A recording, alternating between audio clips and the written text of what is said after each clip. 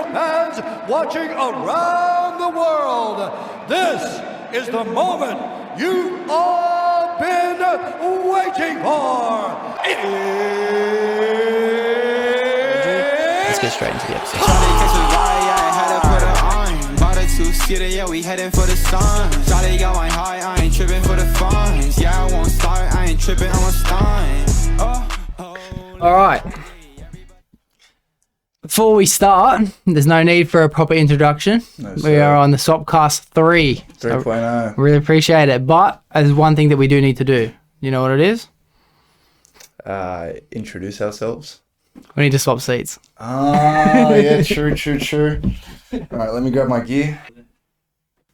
Honestly, man, I have to say straight up, thank you for coming over and doing the episode with me. You don't need to do the normal episode. Mics are all good. I need to bring mine in so I'm not fucking muffled. Oh, tilt it back, by the way, because you don't want to talk into the top. You want to talk like into this part. What a fucking amateur. Beautiful. As I said, I appreciate you coming over. There's no need to do the full intro. You've already heard it. Not only the one time I said it to you, but the millions of times. 28 times now as well. Yeah. Yeah. I just want to say, everyone is super proud of you, bro. Oh, mate. Your discipline and your consistency with this is motivating everyone else in their aspects of their life. And I think I'm editing my blushing out of this. No, you shouldn't, bro. This is going to be an organic and pretty raw podcast. I know you've been trying to keep the comedy up, but I think it's time we change the pace a bit today. I'm good with this. We'll get into some deeper subjects. We'll touch home. Good. Which is important. I do like touching home. Of course, yeah. That was a good wavelength for a while, like a real vulnerable stage of the podcast. Everyone was getting pretty vulnerable on it. Lately, it's been a bit more on the...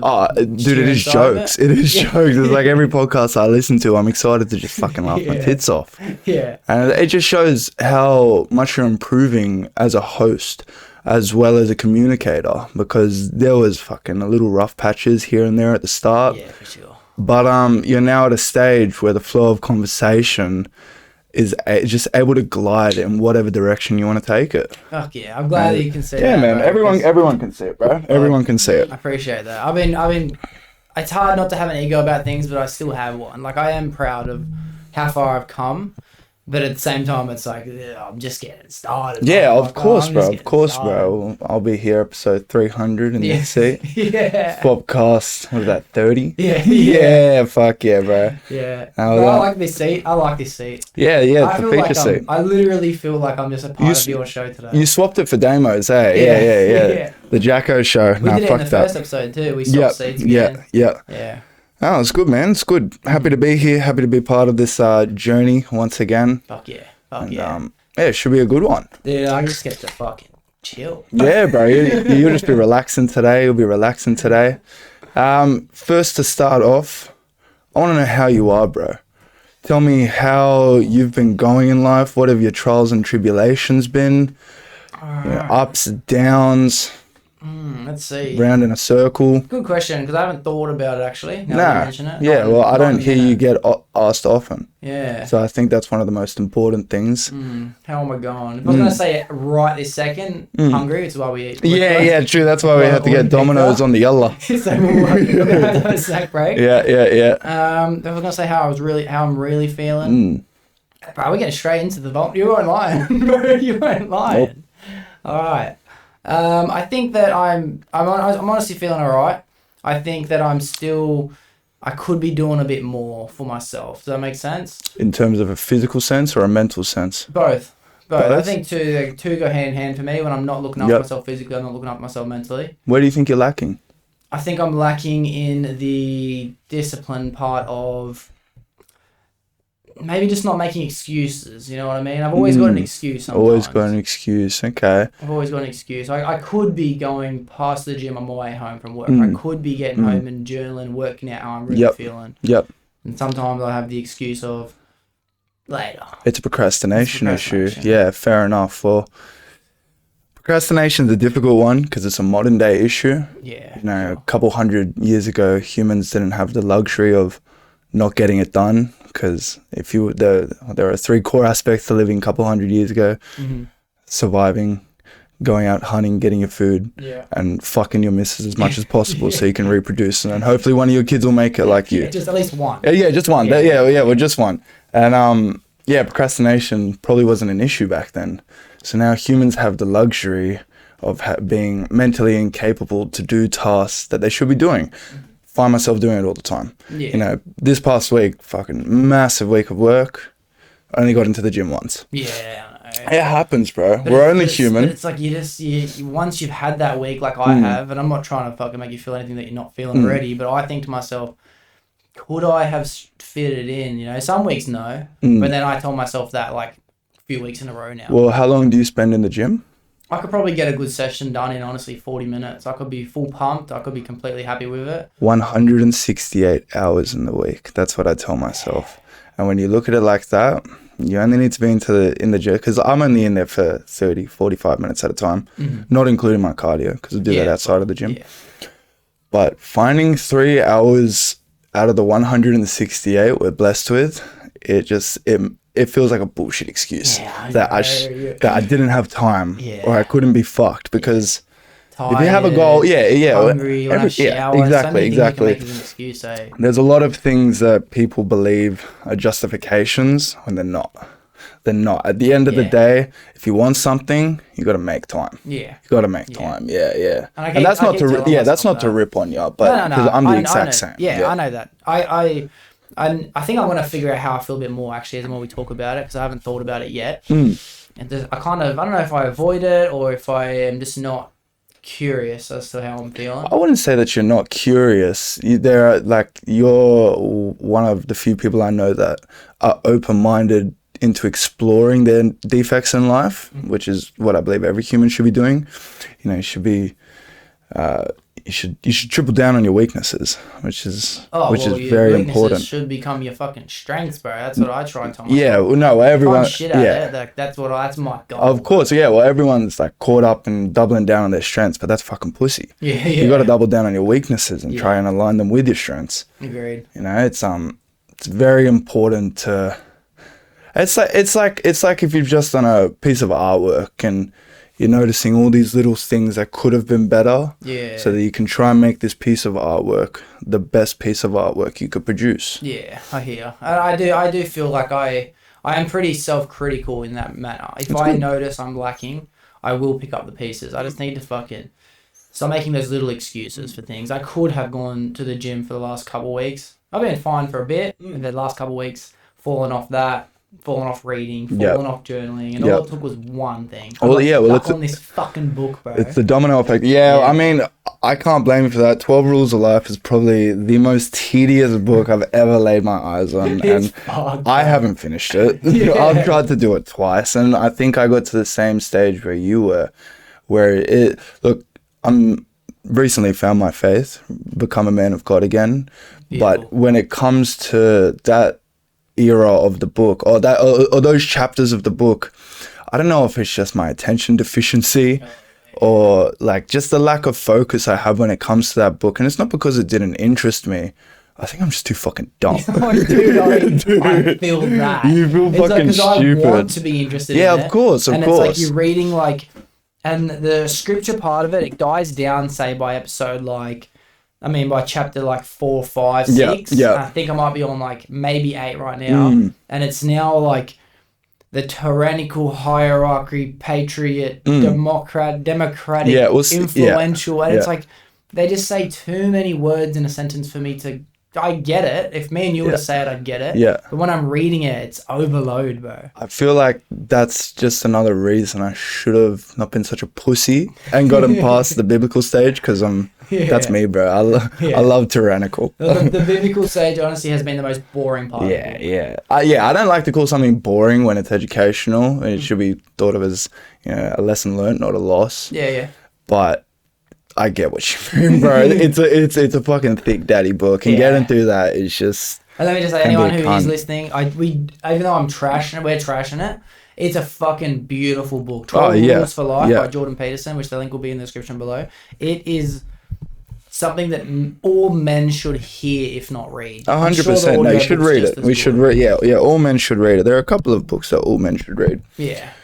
One that I need to now pass on to you as I've finished is Can't Hurt Me by David Goggins. Yeah, fuck yeah. Completely reinstilling every core value that I should have had for my whole life. Nice. You know, just the aspect of being weak, in my opinion. Yeah, there are times you should be vulnerable, but there's never a time you should sit in your vulnerability. Oh, yeah. You should never, we were talking about this before the pod, wallowing is the easiest thing to do. Yeah. And for years, I just wallowed. Yeah. And for years, I felt like I never got anything done. And I now understand why. Yeah. It's because I was being such a fucking bitch. Make excuses, bro. Yeah, exactly. No excuses. You have to create an armored mind, ready to tackle anything. Yeah. You know? And you take the good with the bad, but when you're going through the bad, you should study it. Yeah. You should find out what's making it bad. Why are you struggling? What's difficult? What's difficult about these aspects of life that are making you feel like a bitch? So you can work on it. Yeah. Doubling down on your What weaknesses. is hard about it? Exactly And right. why Yeah, are you yeah. not doing it? Very important to study the negatives in your life because so many people get caught up on thinking about the positives. But you know, once you've done something good, you shouldn't fucking waste time celebrating it. In my opinion, you should move on to the next great thing. Yeah. Well, yeah, that's one thing that I'm really fucking. I do live my life by. It's like, what's next? There's always what's next.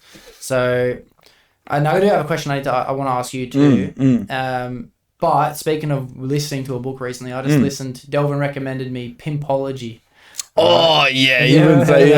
Well, you were going through that with me the other day. That just sounds like a fucking what a book, bro. Pimp and Kin or something, and it's like it starts off like, I hear what this guy's saying. Like he's preaching to the choir right now. Yeah.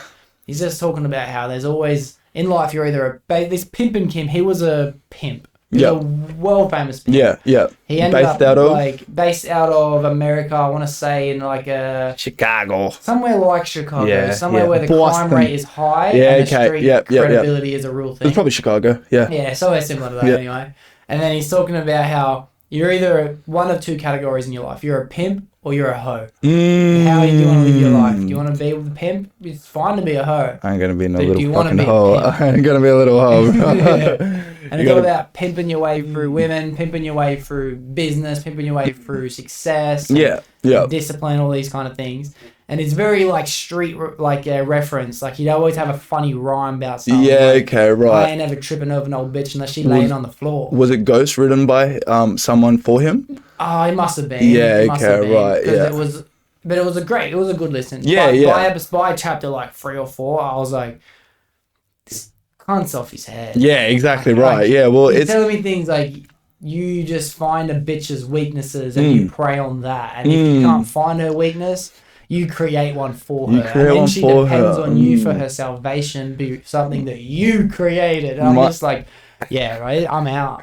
Yeah, I mean, props to Delvin for finishing that, but I finished it too. Oh, you finished it too? Yeah, no, I don't think I could listen to something like that, bro. Yeah, we're both very stubborn in that way. It's like we have very set values, and when something doesn't align with them, chuck it in the trash. Yeah, it's the old Andrew Tate thing. My always intro with Andrew Tate is he has a lot of great messages, but you know what I mean. There was always the but. Same as Fresh and Fit. You know they've got their 100% catalog of content. The clips that will get thrown to me will probably be in favor of what I enjoy, but that's not to say that there aren't clips I see every day that are like, what the fuck is this cunt on about, bro? No, men are meant to have multiple women. Women are meant to stay home and please the men. Exactly right. It's I'm out. it's a brainwashed form of psychology, and I think it's cool that the aspect of debates they have, like they'll bring on 10 women that are like SJWs and completely just sit there and take shit from them for half an hour. You know, all these women as they load up. It's basically just feeding the 50 caliber, and then once these women shut the fuck up, he just starts picking them off one by one, and then they'll go home crying. Because at the end of the day, they're I don't want to say their opinions are wrong. Yeah, I just think they're both the extremist versions. Exactly right. Yeah, well, very extremist. It'd be like, you know, having a tyrannical white skinhead and then a BLM a BLM protester on a podcast and wondering why there's a clash. Yeah. I feel ya. Yeah. I feel ya. Yeah, give me 1 second. I want to pause the podcast. All good, bro. Fucking cool tone back. And we're back. Little interruption from Tones. Yeah, Big Tony Big had to make the feature. Yeah. Always wants to be in the spotlight. Big dogs. Big dogs. Yeah. Big dogs. He dogs number one. Tony's a good man. A question I had to ask you actually. How are you doing? Yeah, we're getting there.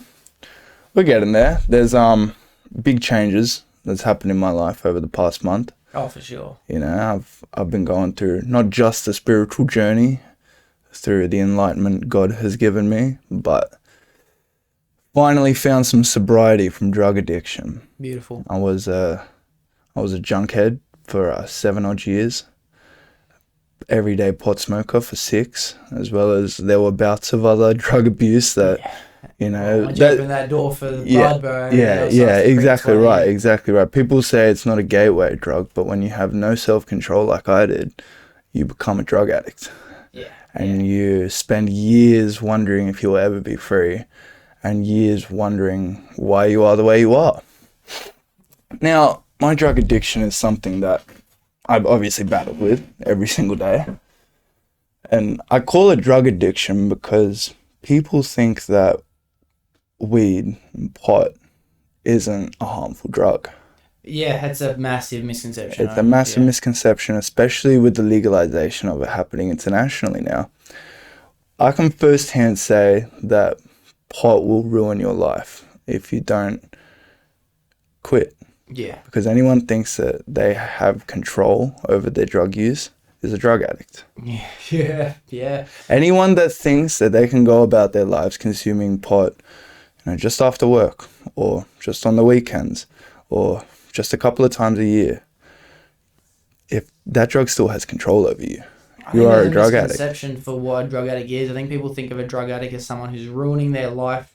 That's so noticeable. Like you see them on the side of the road, you see them like losing their families and houses and all these things. But if you're taking drugs and even if you haven't tried, you've thought of trying and it sounds too hard, you're most likely addicted. Of course, bro. Of course, because I spent 6 odd years with a closed mind thinking to myself that I wasn't a drug addict. I was just an everyday pot user. That's what I would call myself. And it took some really dark turns. You know, it took me to places that I really never should have been in life due to, you know, not to say that everyone goes through these issues, but people will struggle with their life if they're addicted to a psychoactive substance. Now, I used to give myself every single justification under the sun as to why I believed I needed pot, as well as almost every single person we know as to why they think they need to consume cannabis. Yeah. But you take off the sheath, you unveil what's really true to you, and every single justification you could ever give to yourself as to why you believe weed is a good thing or as to why you believe you need to consume weed is fucking bullshit. It's an excuse, bro. It's an excuse. But in saying that, everyone has what I like to call the big monster in their head, and the big monster is every single justification that you give to yourself as to why you feel you need to do anything, whether you're a drug addict or not. People will go about their lives thinking, "Oh, what a day! What a tough day! You know, can't wait to go home and smash a fucking liter of alcohol. Can't wait to go home and binge eat on food. Can't wait to go home and munch half a pack of diaries." In my case, it was can't wait to go home and smoke between 10 and 15 cones every single night. That's a lot. It's a lot. I was abusing myself and I was ruining my body. The thing is... Oh, forget your body, where I think the problem is your mind. No, that correlates with my body. It's the most important part of my body is my mind. And every single day I would try to disprove myself as to, counteract what I thought the negative was, which was my drug addiction, with all these things that I thought were going to make me healthier, think better, and be a better person, but none of that was really true. It didn't matter how hard I trained, didn't matter how much research I did on shit, didn't matter how much I told myself that I was still a good person while being a drug addict. I was never going to be as good of a person as a drug addict as I am now that I'm sober. Yeah, bro, that is a perfect way to say it. Yeah. It's almost like you have a big open wound and you put a patch over it, yep. so you don't get any dirt in it. Well, it's like you're never going to get dirt in it with that patch on it, but you need to stitch it up. Imagine telling someone to jump off a tall building and telling them they can only fall a couple of meters. Like, it's inevitable what's going to happen. You can't jump off a tall building and only expect to fall a couple of meters. Yeah. There's eventually going to come a time where you splat to the ground, and that's either through death or through realization. And I'm fortunate enough to have gone through the realization.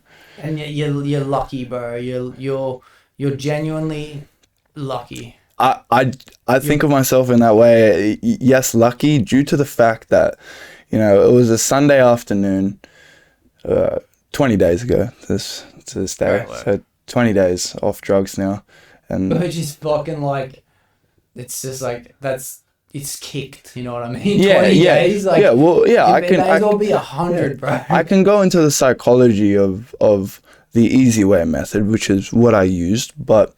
Yeah, 20 days ago to this day, it was a Sunday afternoon. I was just getting ready to move houses with my partner and, just did some packing and whatnot. I think it was like a 2 p.m. on a Sunday. And I just look up on Google, easy ways to quit smoking pot. And I'm very fortunate that I worded my Google search in that way, because the top Google search was Alan Carr's The Easy Way to Stop Consuming Cannabis. This is a book that I had never heard of before, so I clicked on it. And once I clicked on it, I saw that there was a whole catalog of easy way. The easy way to stop smoking cigarettes, the easy way to stop consuming alcohol, the easy way to get your eating habits under control. List of about 15 addictions that hundreds of millions of people every year internationally struggle with. Now I clicked on the bibliography. I think it was like Audible. I clicked on the bibliography of what the book was, and it was Alan Carr, about 35 years ago, used to be a cigarette smoker of between 60 and 100 cigarettes a day. And one day he woke up and realized that he could quit his addiction the easy way. He tested it. It worked. He quit cigarettes that day. So he just fucking had this fucking easy way pop into his head, like he's just basically, because the psychology of it is common sense. I haven't read the one for the smoking, but the main question and talking point with the cannabis addiction is, why do you feel you need to smoke cannabis? What's so good about being a junkhead? Mm-hmm. And I read that in the bibliography that afternoon, and I'm like, fuck, I gotta get this book. Yeah. This is what my subconscious has been screaming at me for years. What is so good about being a pothead? What is so good about smoking junk through a bong every single day, every day after work, just so you can feel numb? It's questions that I asked myself but never wanted to answer for myself, and I just needed that little push, and all it took was a Google search. So I bought the audiobook and listened to it that afternoon. It's about a 3.5 hour listen, and then I spent the next 3 days listening to it back to front 5 times. Wow. Because I genuinely believed in myself at that point. I tried to quit pot 23 times before that. Wow. Over the course of 6 years, and failed every single time because I tried to use my willpower. The psychology of easy way is you have to remove any sense of deprivation you have towards your addiction as you quit your addiction. And you have to understand that if you use your willpower to stop smoking pot, or stop drinking, or stop gambling, or stop doing whatever your addiction is, your ego and the small monster inside your brain will always assist in helping you cave in. Because human willpower is weak nowadays. Oh, bro. Very, very weak. You're telling me, bro. Like, I don't have much willpower. I have discipline, but discipline is the post of willpower. Exactly right. I don't have the willpower. Willpower it's like one of the weakest muscles in your body that needs training every single day. But when it comes to your addictions and when you're ready to quit them, due to it being so weak, you can't use it to quit your addiction. Now, with cannabis, as well as almost any form of vice or crutch, we are taught from a young age that if you are going through trials and tribulations in your life, you are going through traumas, you are going through a difficult patch, people use drugs and alcohol to cope with things. This is instilled in younger generations' minds from a very young age. It's brainwashing. Yeah, for sure. You need to be able to counter-brainwash yourself and understand that you don't need these things to cope with your traumas, to cope with your issues, to cope with any negatives that you're going through in life, because there are hundreds of millions of people every day around the world that do it without. Yeah, bro. And I it's have this conversation with about a different topic with someone else. Yeah. Like, it's crazy. And do you think that a lot of people don't do it because, and do I think a lot of people that have an addiction, say something like cannabis, don't recognize the fact that they're using it for a reason other than they enjoy it? well, It's coming from someone who, because I smoke pot every day. Yeah. Every day. And I probably did it for, I want to say like, probably every day for 2 to 3. Yep. It wasn't that long. when you were, I think, 18. Yeah. Say from like 18 to fucking 21, it was probably every day, and then before that, it might have been like an odd occasion. Yeah, exactly right. Yeah. But I didn't ever feel like I was doing it because I needed to do it. I feel like I did it because I just really, really wanted to do it. And then, are they the same thing? Or like, Well, this comes back. They both fall under the big monster inside your head. It doesn't matter what it is. The big monster is any justification that you could ever give yourself as to why you believe you need to abuse your body with junk. And I think... Well, I guess that does answer my question, because Yeah. you don't need to do No, anything ever. Especially a You need to psychoactive describe- substance. Need is a word to describe what you want really bad. And you have to understand that drugs will never be a need. As much as you think that you need them, I spent years telling myself I needed this to deal with my mental illness and to deal with the shit that comes up from my past. But I came to the conclusion that hundreds of millions of people every day, go through their bullshit in life without it. And I wanted to be a part of that group. Yeah. I was sick of being a dopehead. Yeah. Well, And bro, I'm better for it I'm now. fucking proud of you. I really, Thank really you. am proud of you. Thank You you, set an bro. example for everyone who is still doing something. It doesn't even matter if it's cannabis, bro. And I have no problem with people that are addicts. You know, I don't ever want to make someone feel down because they have an addiction. I just want to be an example and show that I am living proof that you can go from smoking over 3,650 cones a year to being drug free and finding pleasure in the release now. You know, every day that I have a craving, the craving comes and it's immediately a thought of, I'm so glad I'm free. I'm so glad that I'm not caught up in these invisible chains that held me captive for years. Yeah. You know, it's helped with my composure. It's helped with clarity, obviously. It's helped with my relationship. It's helped with many things. Well, you fucking... It put a facade over my life. Oh, bro, 100%. Okay, I'm only speaking from experience when I say it, because I did smoke, but... And then I also understand what it felt like to be sober from smoking pot in general for years now. For me. Yeah. And you just constantly, consistently, and exponentially notice differences. Oh, in the way yeah, you every think single day. compared to when you were smoking every day. Yeah. Obviously, there's still fucking blips because we're only human. You know, people will obviously make mistakes and people will obviously think of something they shouldn't be. But I'm just glad that I don't have pot to blame for that anymore. It's my own self and my own genuine self that has these issues now. It's not Jacko the junkhead. Yeah, well, you haven't got that excuse to fall back on. Exactly so right. You kind Yeah, of have to rectify as a what's up. crutch. Exactly right. And I think it's also fantastic what you've been doing over the past what is it, 6 months now?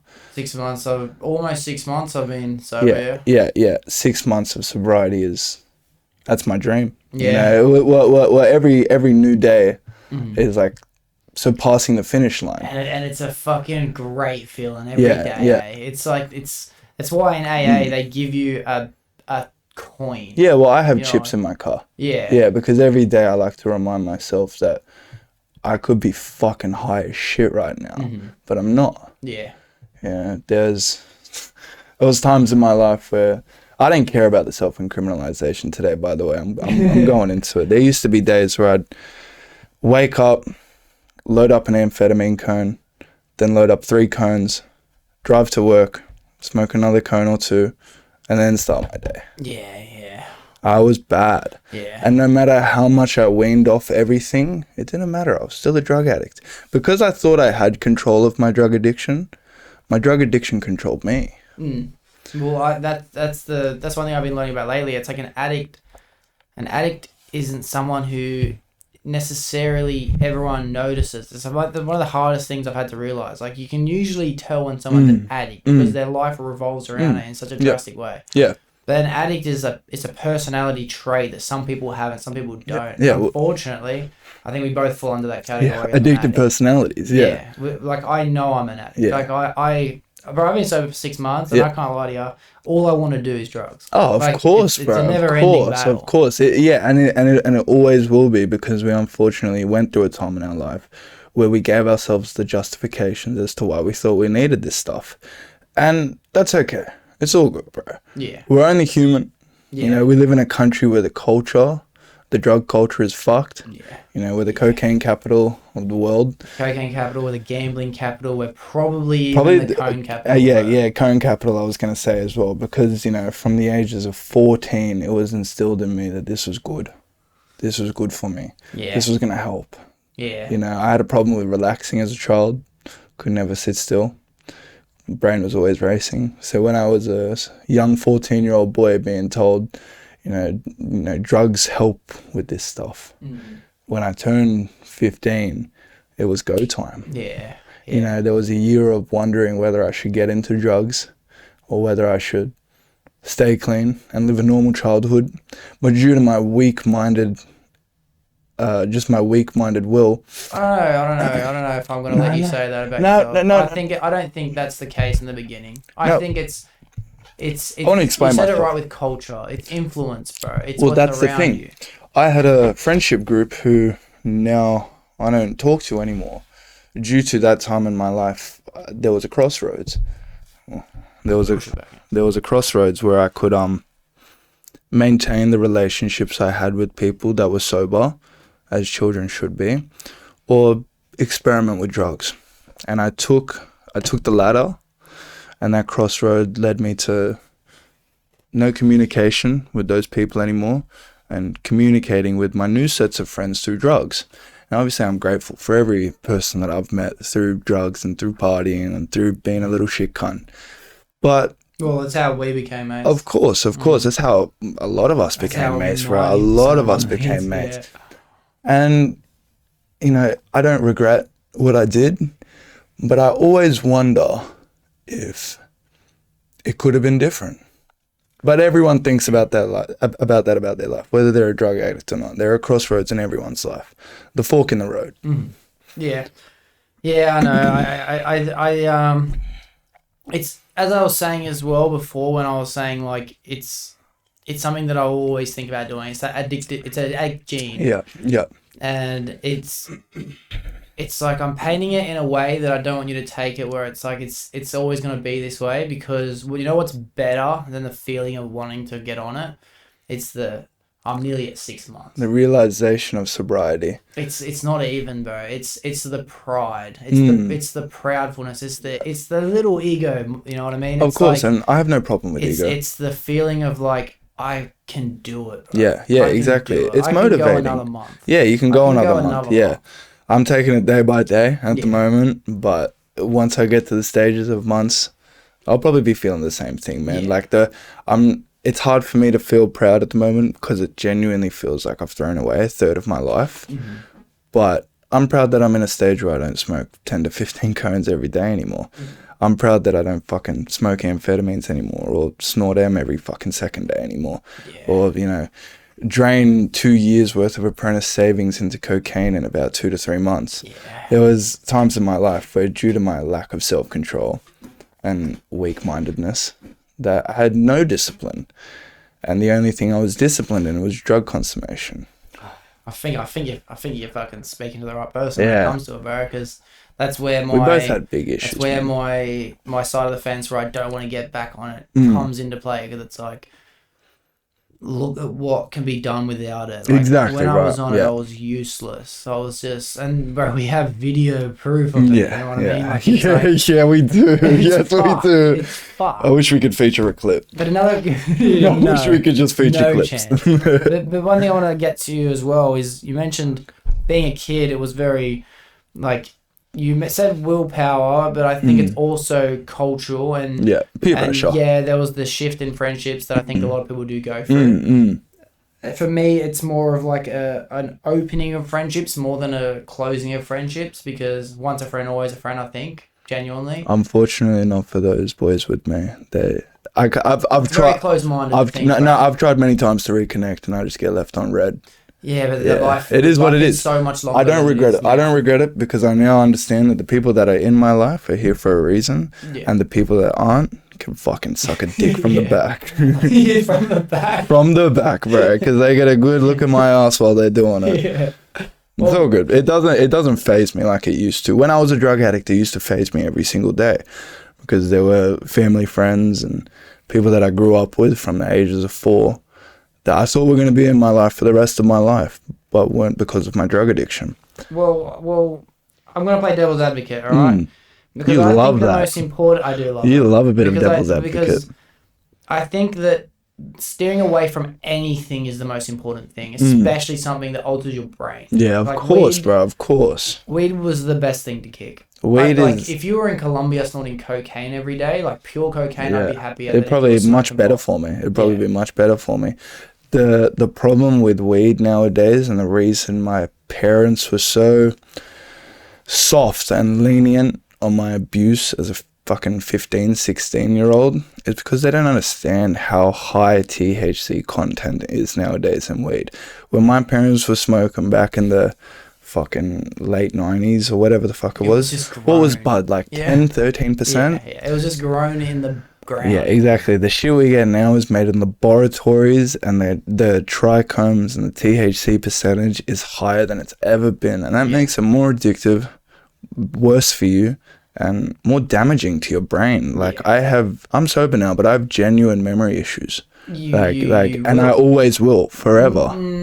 No, I did think that too. This is just speaking from experience. I did notice that I felt not as capable of doing things as I used to be when I was like smoking, and then when I got off it, I didn't feel like, I didn't even notice it. It was like I wasn't aware of the fact that my brain was slowing down. And then I think, just call it like 6 months later, from when I first stopped smoking bud, I was just like, wow, I'm genuinely able to diagnose problems quicker. I'm easily able to investigate something and find a solution pretty quickly. Yeah, I can't wait for it, man. But 18 months later, it was like I'd never smoked ever. Yeah, it was like I felt like a superhero. Yeah, exactly. You know what I mean? I've been just docile for that's so long. Yeah, that's my favorite word now, bro, because that's all potheads are. Yeah. Docile. Yeah.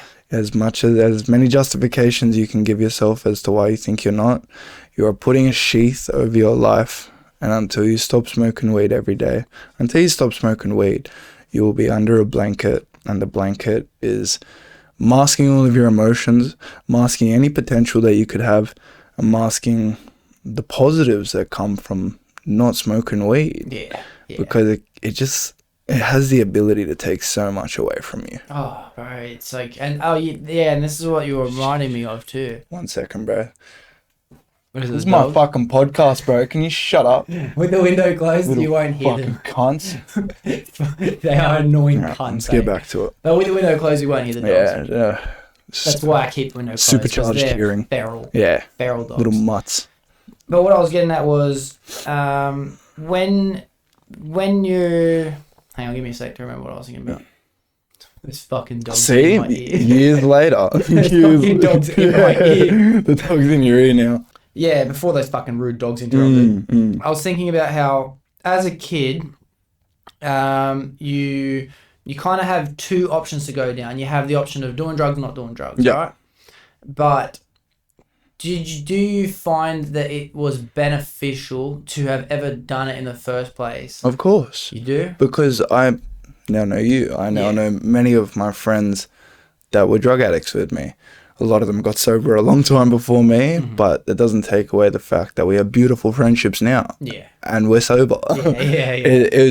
It's a learning curve, but unfortunately the curve for me was 6 years long. Yeah. And it should have been a lot shorter, but self-realization teaches you that everything in life happens for a reason. 100% it happens for a reason. I don't think it should have happened any other way. Exactly right. I think it was meant to happen the way it did. I'm glad everything did. Yeah. Well, when I was a drug addict, I never felt like I could be grateful for my life due to the way I was living my life. But now that I'm sober, I'm grateful for the way that my life is carried out.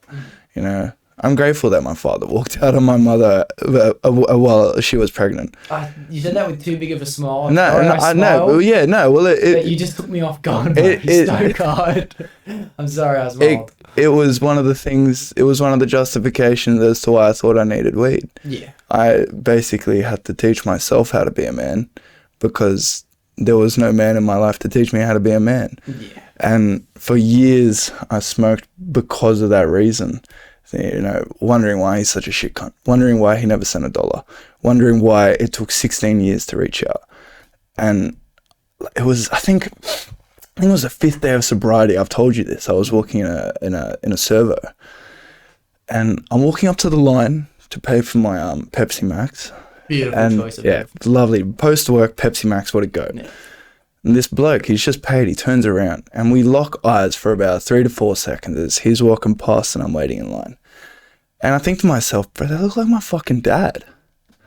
And it put the biggest smile on my face because I just couldn't give a fuck anymore. Wow. Something that I was so caught up in from a young age and something that I spent years abusing myself as a justification for, I didn't give a fuck about anymore. And there are many other things that I used to smoke weed for, what I believed I needed to smoke weed for. And I'm now grateful that I can learn from those things. As the times when you've gone through life, being in a very low spot, you can be grateful as to how you adapted and overcame those struggles. Yeah. It's just, yeah, it's fucking embarrassing if you want to think about it like that. Like if you want to just willow away on the past, but it's like, it made me who I am, and that's kind of what I was actually thinking about before those dogs too. And it's like, what?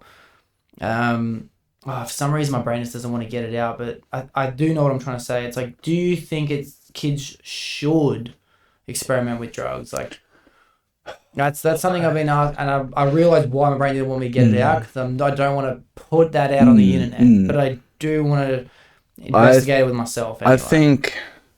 Look, the only way that I'm ever going to be able to answer that properly is once I've had a kid and they're at that stage in their life where it's time to experiment. I'm going to take a different approach than my parents did. My parents only knew of the cannabis, and due to their non-struggles with cannabis as use, they weren't able to push me in a direction which I now think is the right direction. I don't think they could have. I genuinely don't think they could have made any difference in the world. Well, not in a difference as they should have steered me away from it. They should have done more research as to cannabis nowadays, and as to why at such a young age smoking weed the way I wasn't good for me, because they thought I was just smoking weed. They didn't know I was consuming cannabis the way I was. And this cannabis use was leading me to fail school, quit all my team sports, slack off on the gym. Any positive that I had in my life, I had a justification of, I'm just a pothead now. I'd rather smoke weed than do anything positive in my life. Yeah, do you feel like, and I have this mindset when it comes to like, especially stoners, it's like, junkheads, bro. Yourself. Junkheads. Yeah, all right, well, You'll talk just stoners. We'll take out any other form of junk, alright? Especially stoners. I can no, you know brother. what? All If you are junkheads. if you are consuming something, it is junk and it is going to your head. Oh, I guess that's what the word junkie is. Consuming junk. junkhead derives from the British slang for a heroin user, but the psychoactive substance in THC has very similar effects in the brain as heroin does. The physical effects aren't the same, and the withdrawal effects not similar, but almost in the same category. But I believe that anyone that puts junk in their body goes to their head. A junk head. Yeah, And I had to makes diagnose myself as a junk head to understand why I shouldn't be one. Yeah, I hear. I guess you're saying is right. But I have this thought of someone who is addicted to any substance, not activity, that they are kind of stuck where they are. You know what I mean? The whole thing I'm understanding is when you're explaining to me, the most positive reason for it was your mental capacity. Yep. That's the most important thing about getting off pot. Yep. And the only thing that ever would have done it was you. And when I said you're lucky, in a sense that you're lucky you stopped, yeah, you're very lucky that the words you typed in were easy way. Yeah. Right? Like it was that's a big lucky. coincidence. Yeah. But what's even luckier, and lucky isn't the right word, but it's the closest word to it, was the fact that you made the choice to do it. Well, that was my fork in the road. That was my crossroads. I made a Google search with no intention of actually quitting weed.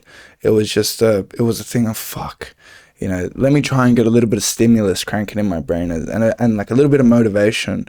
And yeah, I was very lucky and very fortunate to have come across a 3.5 hour long audiobook explaining how easy quitting marijuana is. Well, I think, that's lucky, but that's not what I hear the lucky part is. The lucky part is you took action. You had the micro realization of I would like to get off it, and they come in waves. Yeah, bro. it does. It's like depression. Depression comes in a wave, and you can choose to fixate on that or not.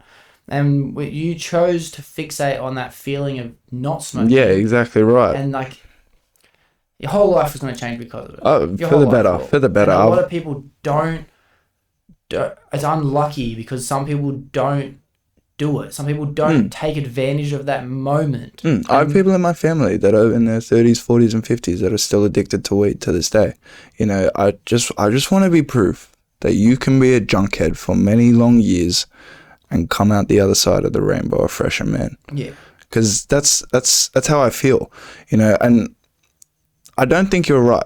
I don't think it was luck that led me to taking action on the Google search. I know luck wasn't the right word. I only use luck I understand, because I but wanted to use unlucky as a way to explain people who haven't done it. Yeah, see, that's true. It unlucky, unfortunate. Unfortunate. Because they haven't gone through the self-realization. Fortunate to be.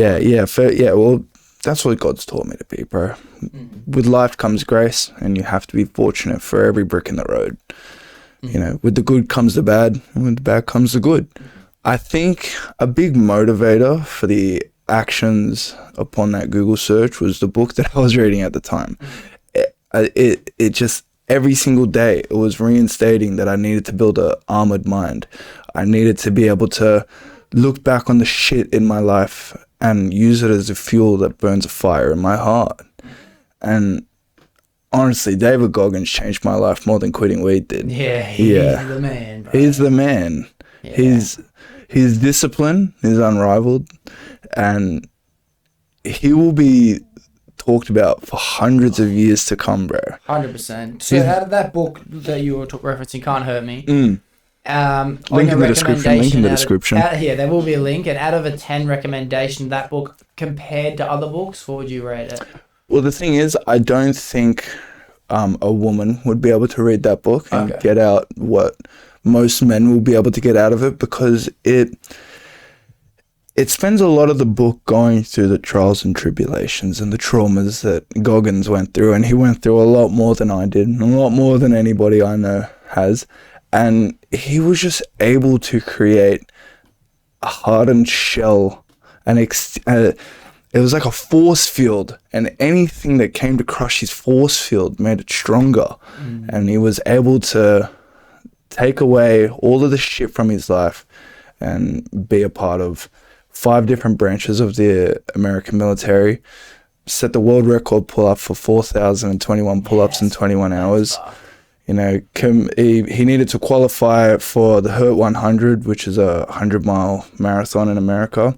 For that qualification, he needed to run 101 miles within the week, and he hadn't trained for it in years. No, it was actually a 24-hour. 24-hour, yeah, 24-hour, yeah. Badwater, I think Badwater, yeah. But that's fucked. His resilience is inspiring. Yeah. If you feel like you have zero resilience in life, because for years, I was a weak man.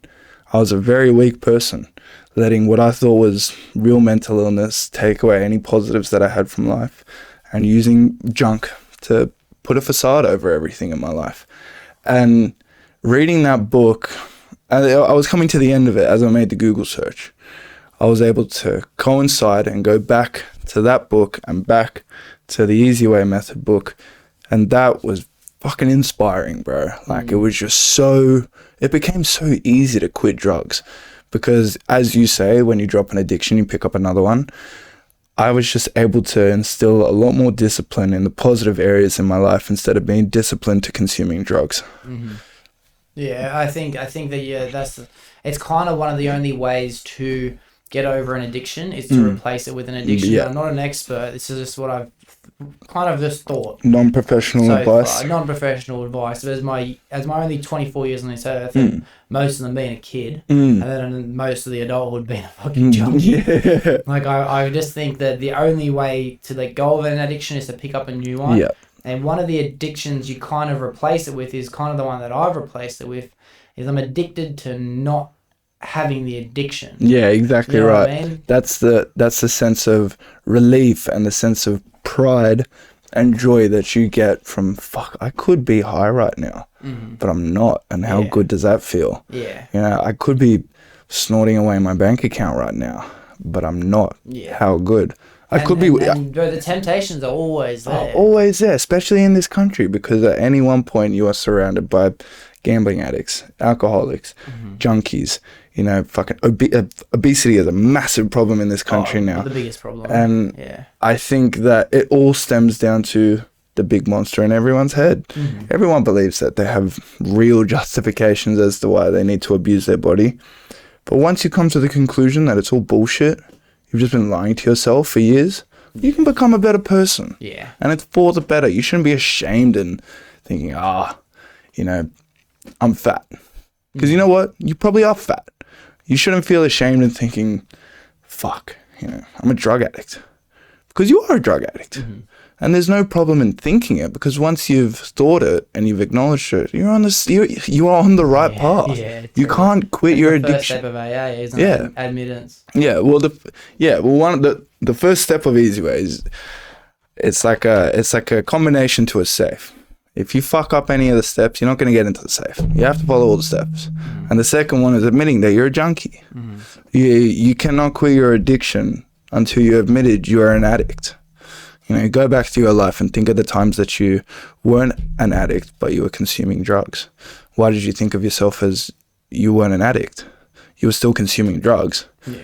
And there's 17 steps. I'm not going to get into all of it, but it's all about counter brainwashing. Yeah. And counter brainwashing is one of the most important things you can do when trying to come off something.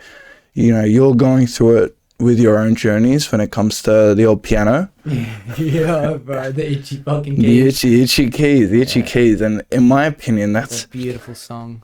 It is one of the most baffling things to me, because I've never been a gambling addict, and I'm happy about that, and I'm not ashamed of any of my friends that are, and I definitely don't feel sorry for you guys, but I just want to be able to help. And what do you think the worst part about the Australian culture behind gambling is? Oh, look, it's like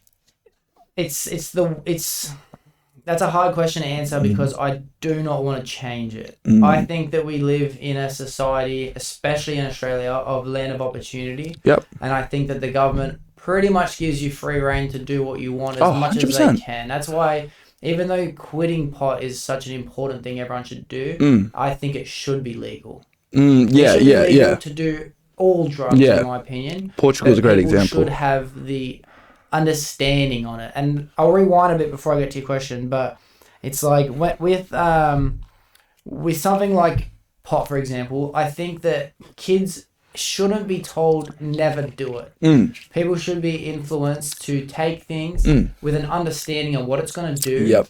Where to do it, and how often to do it before it starts to affect you. Because I think that you could, and I'm kind of an advocate for it, take ice, bro, and you'll be fine, you know what I mean? Ice, not even twice. Yeah, bro. It's like, and it's like, but it was because of the environment. Yeah. If I was out on my own without a place to live and the people I was living with were smoking ice and you were to smoke ice in that situation, you're most likely going to reoccur that same event. Of course. And then you're fucked. If you are out at a music festival, and I'm not advocating anyone to do it, but you buy some fucking pills or some caps and instead of having MDMA in there, there's fucking ice in there. Or worst case, fentanyl. Oh well, that's something I will get to, but like that's too big of a fucking thing. Sorry, let's go back to the like that, amphetamine. to me, that's the scariest one of all. Yeah. But it's like, with that, you're not most likely not going to be addicted to fucking ice forever. The education behind these taking MDMA,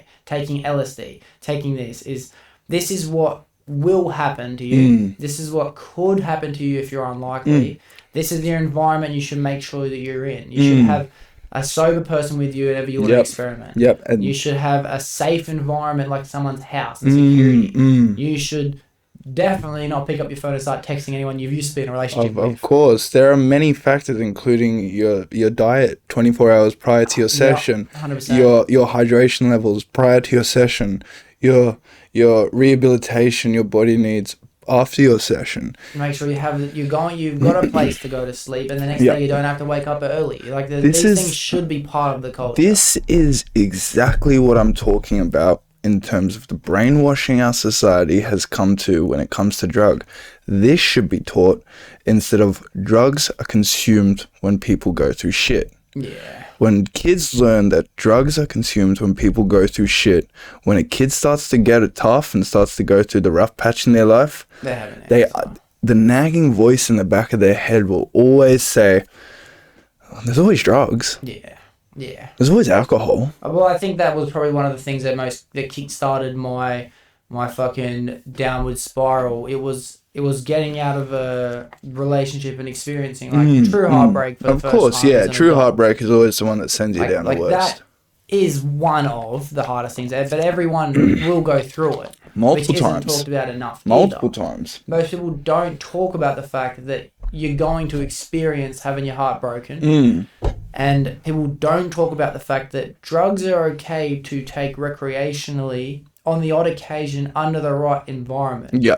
There are precursors. When you're told things like love is meant to last forever, all these things that then leave you like, what the fuck? Yeah. And when you're told don't do drugs, you'll ruin your life, and you take it, and then you're like, what the fuck? Like, I'm sweet. Everything is counterproductive in today's society. Mixes in this bad mood. Yeah. And that's due to, I hate to rip on the education system, and I don't blame a single one of my teachers because it wasn't their curriculum.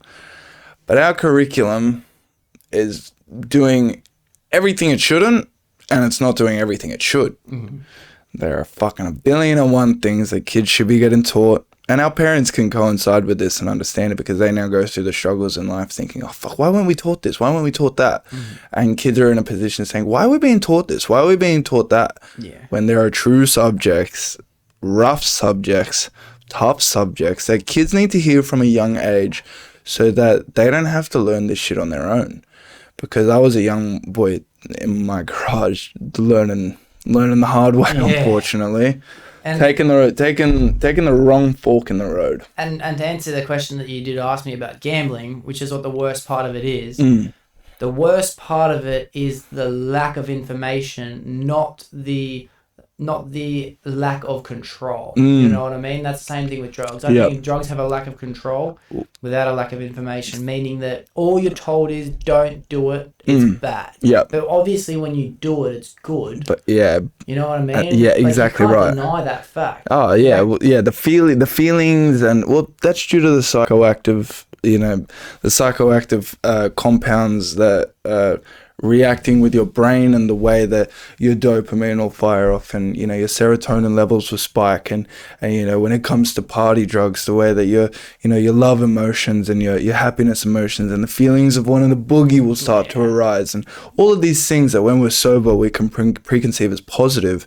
You're going through it when you're taking the drugs, and all it takes is the self-realization on the come down or after the come down of all of this could have been done sober. Yeah, but it's also like, yeah, it could have been done sober, but say as an example of like someone who is, I'm going to use a girl as an example because it's easy for me based on fucking the cultural. Yep. But a girl who is like sitting in a room a bit depressed on life, right, for example, and they take a prescription drug. It's like, yes, the drug's going to make you feel better. That is a good amount of information. But you need to be told all the information, which is it's going to release certain things to make you feel like you feel better. Yep. But then when you're sober again, you're going to feel worse. But then when you take the drug again, you won't feel as good as you did the first time, but you'll feel worse. And then you take it again, you won't feel as good as the second time. You're and chasing a high. They eventually both start going down. Like, that is not the information we have with anything. Start with this. Eventually, here's baseline. You'll come here, and then you'll spend your whole addiction just trying to reach baseline. Yeah. Not even trying to reach the highest peaks you had during your addiction. That's chasing the dragon. They're chasing the dragon, yeah. And you'll be forever spinning in a circle, chasing your tail, until you realize you can just stop chasing and walk forward. And yeah, that's why I think that the biggest problem with gambling is that each individual person has to find their own justification. Not justification, has to find their own information. Information, yeah. Well, self-analysis and self-education routes are going to be much better than being taught your school-based curriculum and basing your whole life upon what you were taught there. Learning doesn't stop after school. Every day you should be learning, and every day you should be learning new things about yourself, learning about what you shouldn't be doing, and learning about what you should be doing. And as long as you come to that conclusion when you're pretty young, you should be all right. Yeah. We're fortunate enough to have. Oh, dude, it's super fortunate. It's super fortunate because there is a massive future ahead. Oh. We haven't even exponentially, started, bro. That's what's the crazy thing. Like, we have been adults for such little time. Yep. Like, really, when you're a kid, you're a kid. You look at a fucking 14-year-old, 15-year-old, 16-year-old, 17-year-old. Even 17-year-olds and 18-year-olds, bro. Like, I had this one kid, right? I won't say who he is. I won't say how I know him because I know you would not want this coming out. But he was at my house at one time, like, fucking maybe like 2 or 3 months ago. I don't know how long ago. And we're having a yarn out the back, and he's saying to me, like, oh, dude, I got my heart broken by this girl. Poor fucker. I don't know. I can see it. Yeah. You can hear it in the tone as well. Yeah. Like, yeah. And I said to him, listen, bro, it's fucking shit. I'm not going to tell you it's not. It's the worst. But use this time to really make it that person wishes they never did. And he was just like, nah, bro, you don't understand. And I'm like, no, I get it, bro. Believe me, I get it. I understand. Yeah. I understand. Like, nah, man, like, I thought I was going to marry this girl. Like, and it's like, I know this kid has no idea that other people understand. Yeah. Well, like, he doesn't, because he's a fucking Because he's young. kid. He's a baby. He's a baby in terms of life. Yeah. And, shout out Suki. Yeah. Not my first heartbreak, but my first adult relationship. That night after all of that went down, Suki was the first to pick me up, bottle in hand, and say, "Brother, take 2 sips and understand it's only up from here." Yeah. And when you're going through your first heartbreak, your second heartbreak, doesn't matter what heartbreak, you're always gonna feel like a piece of shit. You're always gonna feel like what could have been. But exactly like you said, you don't block them. Yeah. You become a better man. Yeah. You lose that fat, Yeah. You pack on some muscle. You become the smartest individual you could do. Mm-hmm. And years down the track, they'll be messaging you saying you're doing well. Yeah. And that is a way better feeling than staying in that dog shit relationship. Right. And it's almost like you get that realization, like, oh, you fucked up. Yeah, well, that's the thing. Yeah. As a man, we're always led to believe that post heartbreak, what did we do wrong? Yeah. Where was the crossroad where it could have been better? And it's not worth thinking about that. You have to, instead of dwelling on that, you should dwell on, fuck, what can I do today to be better than the man I was in that relationship? Yeah. That's much more important than what I should have done in that relationship to stay together. Because if it wasn't meant to be, it wasn't meant to be. Yeah. Yeah. I think it's self-criticism is a forever going thing. Self-analysis, yeah. Self-analysis. Yeah, I think you need to take it into when you get into marriage. You need to learn how to listen to yourself, what you really want, take accountability for yourself. Yep. Let other people know how you really feel. Of course. Listen, but these things will only be learnt over time. Yeah, You know what I mean? Through fucking up, through being a fucking addict, through getting your heart stomped on. through all Exactly these right. things. Through the negatives in life, you will find a way to make your life positive. But unless you get through the negative, aka getting sober, I don't see that as a negative. No, you get through the negative, as if like being an addict, and then Oh, the right, positive of yeah. getting through. Yeah. Positive of getting through it is what was the negative. I I think that you yeah. finally start to have that first realizations of, oh, I need to change. Yeah, exactly right. Well, there was lots of times in my life where I was at the crossroads and it was time to make a change. I was 22 kilos heavier than I am at one point. I was addicted to self-mutilation. There were issues that I thought could be cured with the negatives in my life. And the negatives in my life just reinstilled the fact of how weak I was. And for years I battled with this shit, man. I don't know if I like the way you're so judgmental on the fact that you were like this, because is weakness the right word, bro? Yeah. Or is lack of information the right word? You didn't have what you needed yet. But that's my fault. It wasn't that. Yeah, look, I could have been taught this stuff, but I wasn't. I can't change that. You weren't ready for it. I've always been ready, bro. I'm never one to deny knowledge. I'm never one to deny what I should be doing in life. There was just large parts of my life where I felt like I'm better this way. It was denial. It was weak-mindedness. And if I start telling myself otherwise, look, I'm hard on myself, man. It's the only way I can get through life now is to be hard on myself today so that I can feel stronger tomorrow. Because when I was weak on myself, I became a weaker man tomorrow. I needed to take a lot of steps back to go forward and come forward now. Well, I'm no therapist, so I don't know. This is not professional advice. No professional advice here. No professional advice. Just curious questioning. Do you think that could reach a breaking point thinking like that? Because it's like, imagine someone told you that wasn't you, that they were not happy with the way you are, but you wanted that person's approval. So you desperately wanted that person's approval. But every day they told you they weren't happy with who you are. So every day you became a better person. This is my subconscious. Do you think that eventually has a breaking point? Because I think that would. I think a positive way of thinking is what you've already started to tell me, and that's you say you were living weak-minded, but you also said you were living in denial. And to be living in denial means you were living closed-minded. I think being closed-minded is the same as being weak. As being weak-minded, because if you're open-minded, you have accepted the fact that you could be better. And I, for years, thought that I was being the best possible version of myself as a drug addict, as someone who was obese. But you hear that? You hear the way you said you thought you were being the best version of yourself. You didn't think that you weren't being the best version of yourself and you could be better. That would mean you were weak. If you genuinely thought you were being the best version of yourself. No, I only know this now. It took sobriety to understand. In those times, it was, okay, I am a strong man. I am doing well.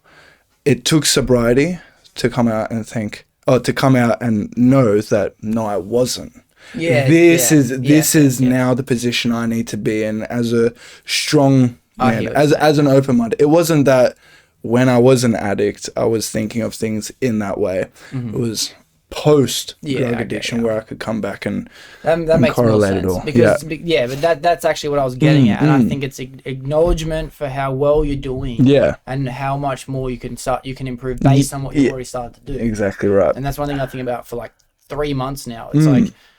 It's like I'm only going to ever be successful if I accept that I have that in me, and I accept that I have that in me because I've proven other things before. Of course, if I think only the fact that I'm a piece of shit now and I want to attain greatness, I have nothing to prove that I'm going to be great. Does that make sense? Yeah, it's like a domino effect. Yeah. You know, there's little things that you can start out with. You know, you win your little battles in the morning. You know, but wake up and make your bed. That's for me. That's my most wake up, make your bed, cold shower immediately. You have to find strength through the suffering, and that's Goggins right there. You have to be able to have these little battles in the morning and win them, so that when the big battles arrive throughout your day, you don't need to be a drug addict to deal with them. You've hardened your mind. You've created the exterior shell and given yourself the capacity to take whatever the fuck you need in life. You know, it's why we go running, bro. That's why we run. Yeah. You know, it is I go probably running to fucking just to. So I don't feel like shit that I didn't mostly. Most of the reason I go running is so I don't have the feeling like I should have done it. Why didn't I do it? But then when you're running, it's like, I have to do it. Yeah. Don't It needs to be done. myself beat myself. Exactly I right. want to beat myself. Well, not that. You think, fuck, man, I'm running 5 today. I'm running 6. There's a motherfucker out there running 7. Yeah. I can't let him beat me. Yeah. You have to not only win the battle with yourself every day, but win the battle with people you don't even fucking know. Yeah. And that is how you become the best possible version of yourself. Because, Agreed. you know, like running is probably, ask anyone I ever played football with, or ask anyone I was ever in the gym with, never did cardio. Yeah. I didn't believe in cardio. I didn't think it was necessary, and it took being an obese piece of shit to understand that, fuck, I need to do cardio, man. Yeah. So, you know, my first run was probably like half a kilometer odd. Fucking felt like my knee shattered, my ankle split, and I just fucking felt like a piece of shit. Walked home from there. And you just build those baby steps and you become more resilient. You're able to run further. You're able to instill discipline in yourself when you're running. And instilling discipline in the areas of life, doubling down on your weaknesses, is where you'll become so much fucking better as a person. Because you'll find full circle. full circle. You find strength in the misery. Yeah, agreed. And running is fucking miserable. It sucks, man. It fucking sucks. Fucking shit, bro. But it's necessary. It's a necessary It's evil. like, because of things like that, when you tell me things like have a cold shower, like what I was saying before with I need to have the proof that I can do something in order to do something that is hard again. Because I said to you, I wake up and I make my bed first thing, and you said have a cold shower. My first thing was like, oh yeah, fuck, that's so hard. But my second thing was like, but I've already made my bed. Well, that's your first win.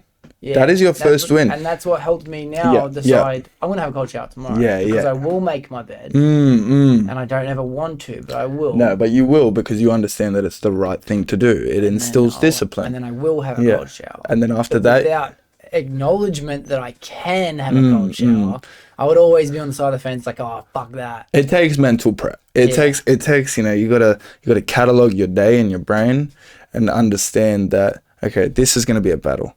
This is going to be a battle. I'm going to have to fight through here. I'm going to have to push through here.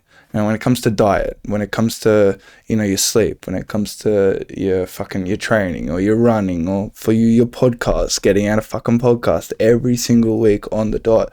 It takes discipline, and it's a battle you have to win with yourself, because no one else is going to fight it for you. Yeah, no one will. No. Which is like back to the same thing we we're talking about with pod, and it's like all the information in the world you could have gotten after the fact that you'd already been using it was never going to help you get off it until you beat that battle with yourself. Exactly right. It takes that initial first step of understanding, okay, I'm a junkhead. What's next? Yeah. I think it's so important, bro. Yeah. Like, it's such an important message, and it's hard. It's hard to tell people that they need that. It's hard to tell people something like Yeah. that. People need to hear it. I know, and that's why I wanted to come on here and talk about my drug addiction, because, you know, we've grown up with people who were probably in the exact same boat as me. I don't like to call anyone else worse off than I was, because when I think on it, I've spent like probably 40 grand on weed. Yeah. You know, like a lot of money. Yeah. And that's not even the worst of it. I think of the wasted years. You know, I don't really have a relationship with my family anymore due to the closed-mindedness weed instilled in me. There's the other people from the past, but none of that shit matters anymore, because I just want to be living example that it can get better, bro. Yeah. You can stop doing drugs. And you can start doing the things in your life that you've been thinking of doing for years.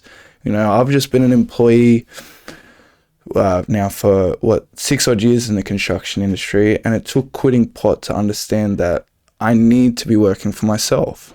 You know, this is the year that I finally start making big changes in not just my out of work life, but also my work life. Because when you're under that facade of numbness, your prosperity in life is dim, and like it's dimmed. It's like the lights are on low, and then you take the blanket out and you can just see everything so clearly as to what you need to be doing. It's also like you have this shelter on, as you say, you take and then you can see everything. Like, what the fuck? Yeah. But it's also like you analyze what you already thought about one thing, and you're like, why am I thinking about it like this? Yeah. Every thought gets opened up. Yeah, and then you exactly. start to be like, as you mentioned before, you recently have found God. You Yeah. know, like, that takes people like a lifetime. It takes people until they're on their deathbed to find something like that. I was a devout atheist for 22 years, and all it took was common sense Yeah, that's so true. for me to not understand, but I don't know, is understand and realize the same thing? Because it's almost like I've known this my whole life, but it took the realization that knowing this and acting on it is going to make me a better person.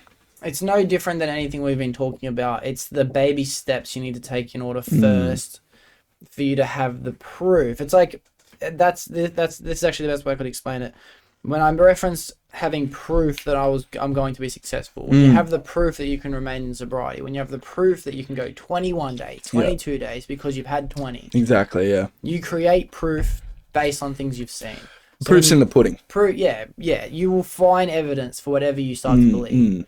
It's the same thing on negatives too. Yeah. When you think you have an idea that your partner might be cheating on you, you will create all these little things inside your brain to make you think that you're onto something. As to why it's true and why it's correct. It's not. No. You're just finding proof in something that you already believe. So as soon as you open that door to faith, and God is the word I use to describe an existential, not even an existential, it could be an internal, but a force larger than your own consciousness. Yeah. As soon as you open your idea to whether that is even possible, then you start to go, fuck, maybe these people are onto something. Yeah, exactly right. You know what I mean? Yeah. Well, I've been, my partner who I've been with for almost 4 years now, she's not a devout Muslim, I'd say, but she's been practicing Islam for 21 years. We pray.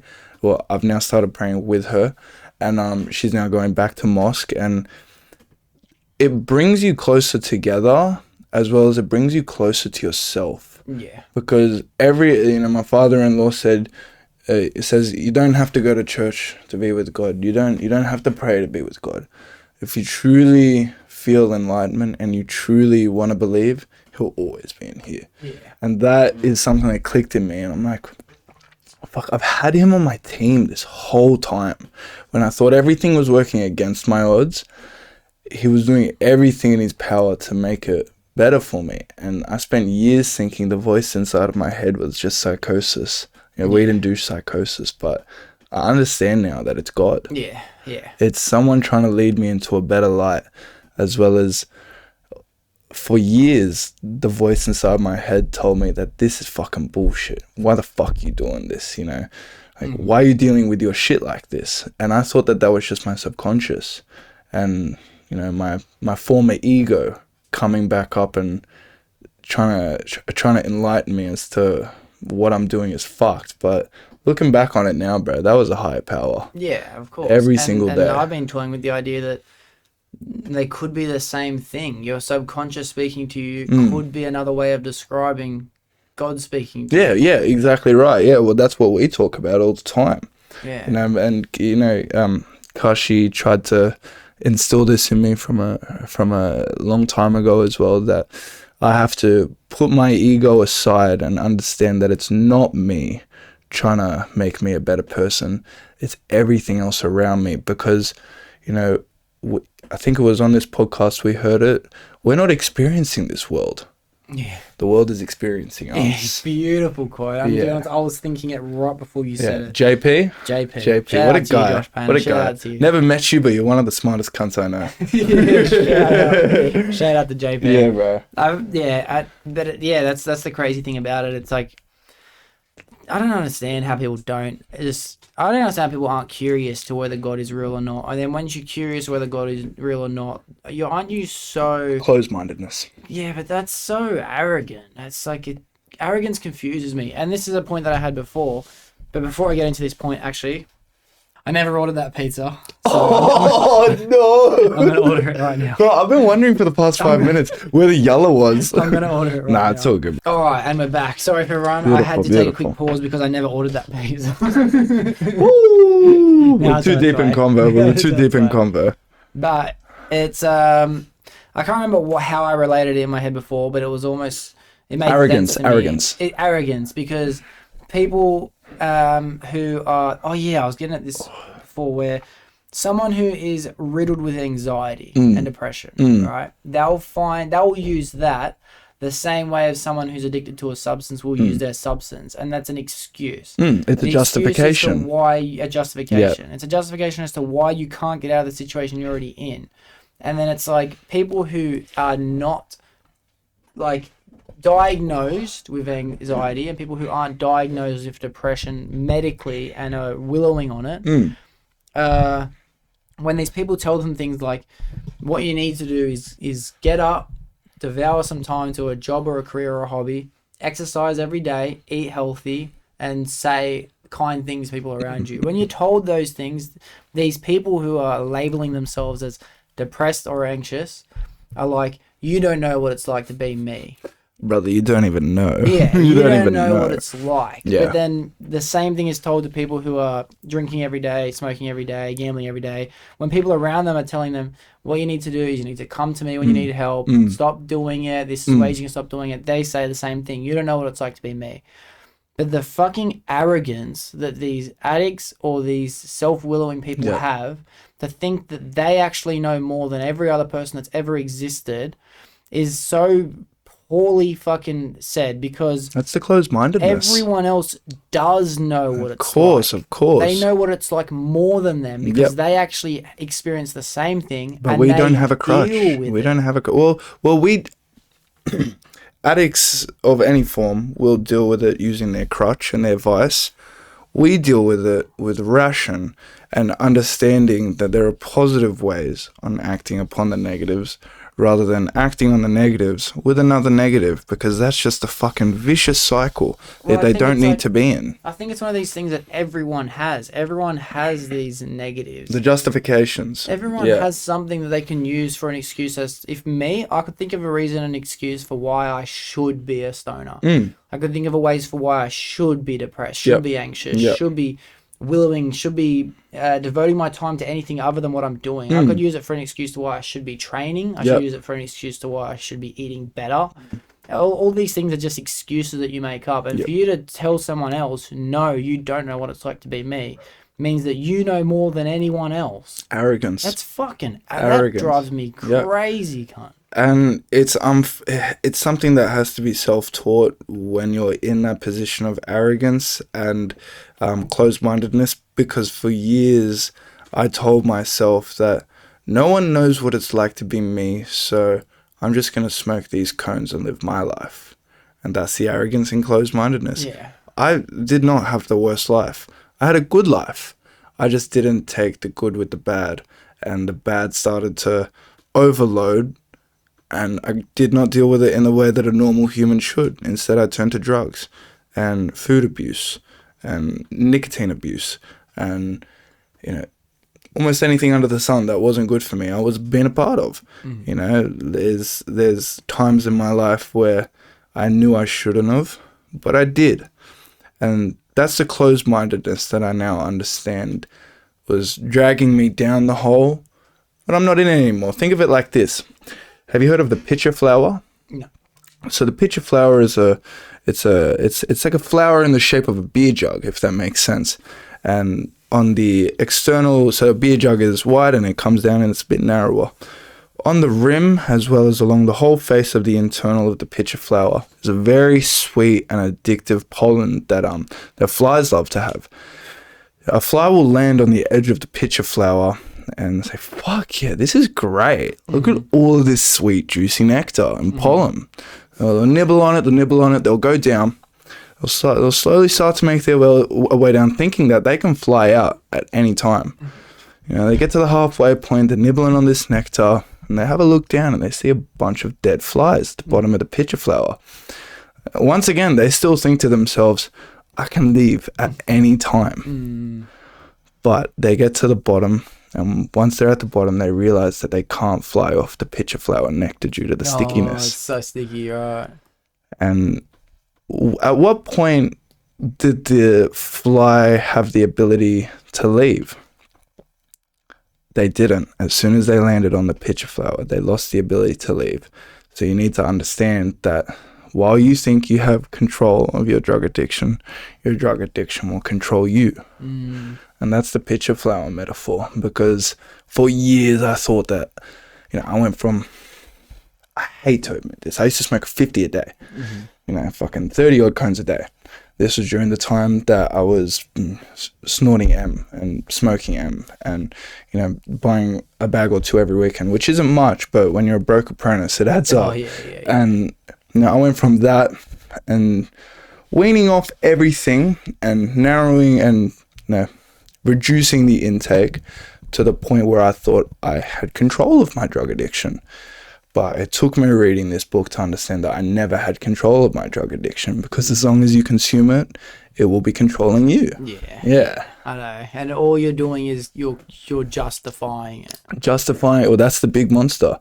You know, my anger-induced anxiety. You know, you've seen the fridge. I thought that happened in a game of Jumanji. Yeah, actually, yeah. It was actually a pack of buffaloes. Sorry, babe. I know you're watching this. Fuck. Yeah, you know, my mental illness that I thought was genuine, as well as, you know, the issues that I had with self-mutilation, which I don't know if, you know what, we'll get into it. When I was here last time, I was in a sling, if anyone remembers. Yeah, everyone remembers episode 2. Yeah, there's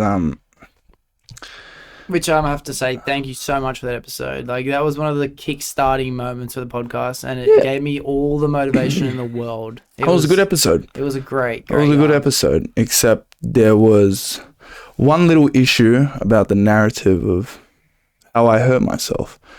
I'm good in the kitchen. I've never had an accident in the kitchen. I've had many instances of self-harm where it's not just, I don't just cut myself. You know, I have anger issues, so I'll hurt my body. I've shattered all of my knuckles 3 times, which is a pretty substandard thing. I've glassed myself in the head 3 times with beer bottles now, like serrating.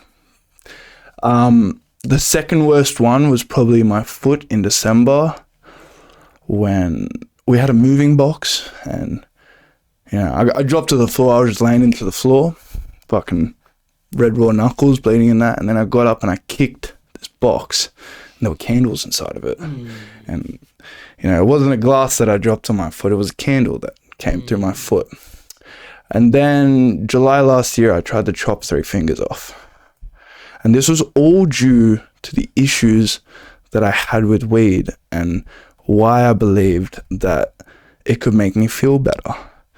You know, I would have these bouts of self-mutilation and self-harm and anxiety and anger, and I used weed to try and mask it. But now that I've stopped using weed, I have no feelings of hurting myself anymore. I don't feel anxious. I obviously get angry, Yeah. because that's a normal human emotion.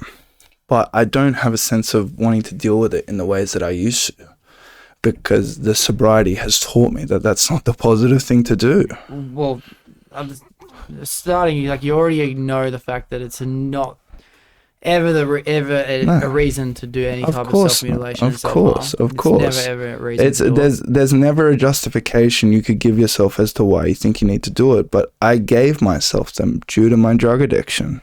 I think that the core of that issue might have been the fact that you'd never tried to deal with it properly.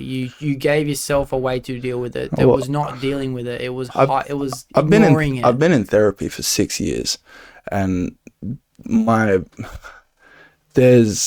there are ways of dealing with it, but due to the chemical imbalance in my brain, they've done scans, like where the anger stems from, it just flares. It's an instantaneous flare in there. It's called the amygdala. My amygdala's the normal amygdala response, it takes about 5 seconds to wind down, but I can stay in that state for about 45 seconds. And when you're in an amygdala response, you need to be able to try and control yourself, or you won't be able to control yourself. So it was an instantaneous thing. I grabbed up a knife and tried to chop off my fingers. Oh, that's fucked. And in that moment, I realized I had fucked up. Yeah. And I dealt with it by having a cone before duct taping it up, because I thought that was going to help. And do you think that you'd just not figured out ways to deal with it, because every time you tried to deal with it, you just have a cone and forget about it? Well, and now I don't think those issues are ever going to go away until you learn how to deal with them. I don't think not smoking is going to fix the problems. I think it's going to help you fix the problems for the first time. Fitness and physical ventures have definitely assisted it. I hate to say the only reason, but this all started once I got off hard drugs, because hard drugs were a way to vent for me. Cones, I was just a junkie, just a junkhead. Hard drugs, I was able to have a release in the weeknights or on the weekends. Once I had told myself that needs to be cut out, it was a little phase where it was just cones and whatnot, but I was breaking everything, bro. Every week I'd be doing a gyprock patch. Every week I'd be having to replace a door, or fucking get out the glazier to replace glass, or destroyed dishwasher, washing machine, fridge. That's not the first fridge that has looked like this. Well, I think that one was from a removalist truck when they dropped it from a helicopter. That's right. And it went through a rigorous terrain, rocky terrain. But these are issues that humans have, and I should have never dealt with them the way that I did. But the reason I told myself that it was okay to deal with it like this, because the reason that I smoked cones in the way I did was because at least I wasn't hurting myself in that way. So anytime the candle incident was the last one. That was the fucking kick in the straw. When I walked into fucking Stanhope Medical Center with my foot like this, and I just walked in and said, "Look, stitch me up. I don't need anesthetics. Just fucking put some stitches in." The doctor's like, "Okay, we'll squeeze you in." I'm sitting there, I'm just watching my foot. I'm so angry at myself, because this is the 6th bout of self-mutilation that had sent me to get like stitches and shit. And I'm sitting there, I'm thinking, that's enough. And then it only took 3 or 4 months after that to understand that this was all caused by weed. As much as I thought it was helping, it was being caused by it. I don't know if it was being caused by it's the right way to look at that, bro, because what if you have those moments of rage again? If there's anything that we both learned from reading that book, Power of Habit, which I have sitting there and I'll never ever take it away from my side all times. Great question. I pray. I pray for every single person doing worse off than me in that moment. I pray for grace. I pray for gratefulness that I have in my life. All it takes is grace, bro. I've now understood that, because probably 2-3 dozen times it's happened since the last incident where I just want to break down in a rage, and I'll just sit there. I'll be grateful for everything that I've been blessed with. And I'll pray for everything that I now have the ability to do in life now that I'm not a drug addict. I pray that my mental illness is basically non-existent. Yeah, there are little blips here and there, but only a normal human amount, because it's normal for a human to have mental occurrences where it deviates from baseline. Well, let me just jump in real quick. Yeah. But the Power of Habit did say that someone who has a habit, we'll call it a habit instead of an addiction, a habit of like smoking a cigarette when they get stressed. It's not necessarily the cigarette that's helping it. It's the removing yourself from the situation and putting yourself in a new situation, which will be having a cigarette. Yeah. What was happening with you in the past was you get yourself in this situation, you remove yourself, you put yourself in a situation where you have a cone. That was what you were using to have your quick little pause or separate yourself from the moment of your disassociate from seconds. reality. Yeah, it was just removing yourself from that 45-second thing to go have a quick cone, and yeah, it helps. The problem with something like having a cone is it creates more problems in the future because you start to forget why it happened. You're not going to analyze it properly. You're not going to think about it in a logical sense.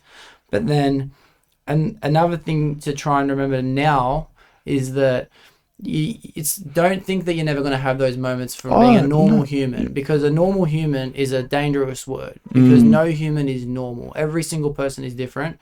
Your moments of rage might come now, they might come in 10 years, mine could come in 2 years, they could come in 20. Everyone's going to have different periods of their life where they're experiencing emotions higher than other people around them, which is what you consider to be normal. Everyone seems normal, but everyone's just taking turns of doing erratical things. Yeah. So, yes, a great way to have your break at the moment is through prayer, because, and I'm not taking away anything from God, because God is the answer that everyone needs for everything.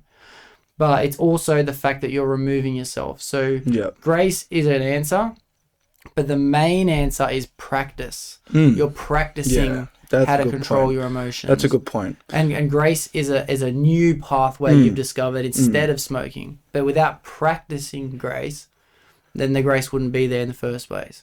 It's practice that will prevent you from ever getting to those breaking points ever again. It reinstills the fact of why I shouldn't be there and why I'm here.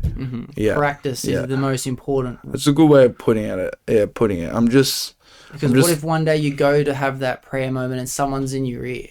What if that moment you go to have that prayer moment, but you're in a fucking really intense situation that you don't get a second to pause, but you will practice and you'll get better at it. Like Goggins said, you get out there and run, man, because it happened. It happened before, Doxie, last weekend, my partner and I, we moved. You pay a lot of money for removalists nowadays, and these motherfuckers, piss weak, bro. They were 50 kilos each, soaking wet. Soaking wet, brother. Lightweight motherfuckers. I don't know. Full stomach. On a full gut. And I don't know why they got sent to this job, because there was stairs, it was uphill, it was a hot day. They shouldn't even be fucking removalists, in my opinion. But one man on a little flimsy Bunnings trolley has my $700 washing machine on it, doesn't strap it to the trolley, taking it up the stairs. Woo! Washing machine falls flat onto the concrete. Now, back in the day, this would have sent me into a rage. Like, I probably would have just gone and grabbed my hammer and started fucking smashing their shit up. But because she's 5 kilos left on it.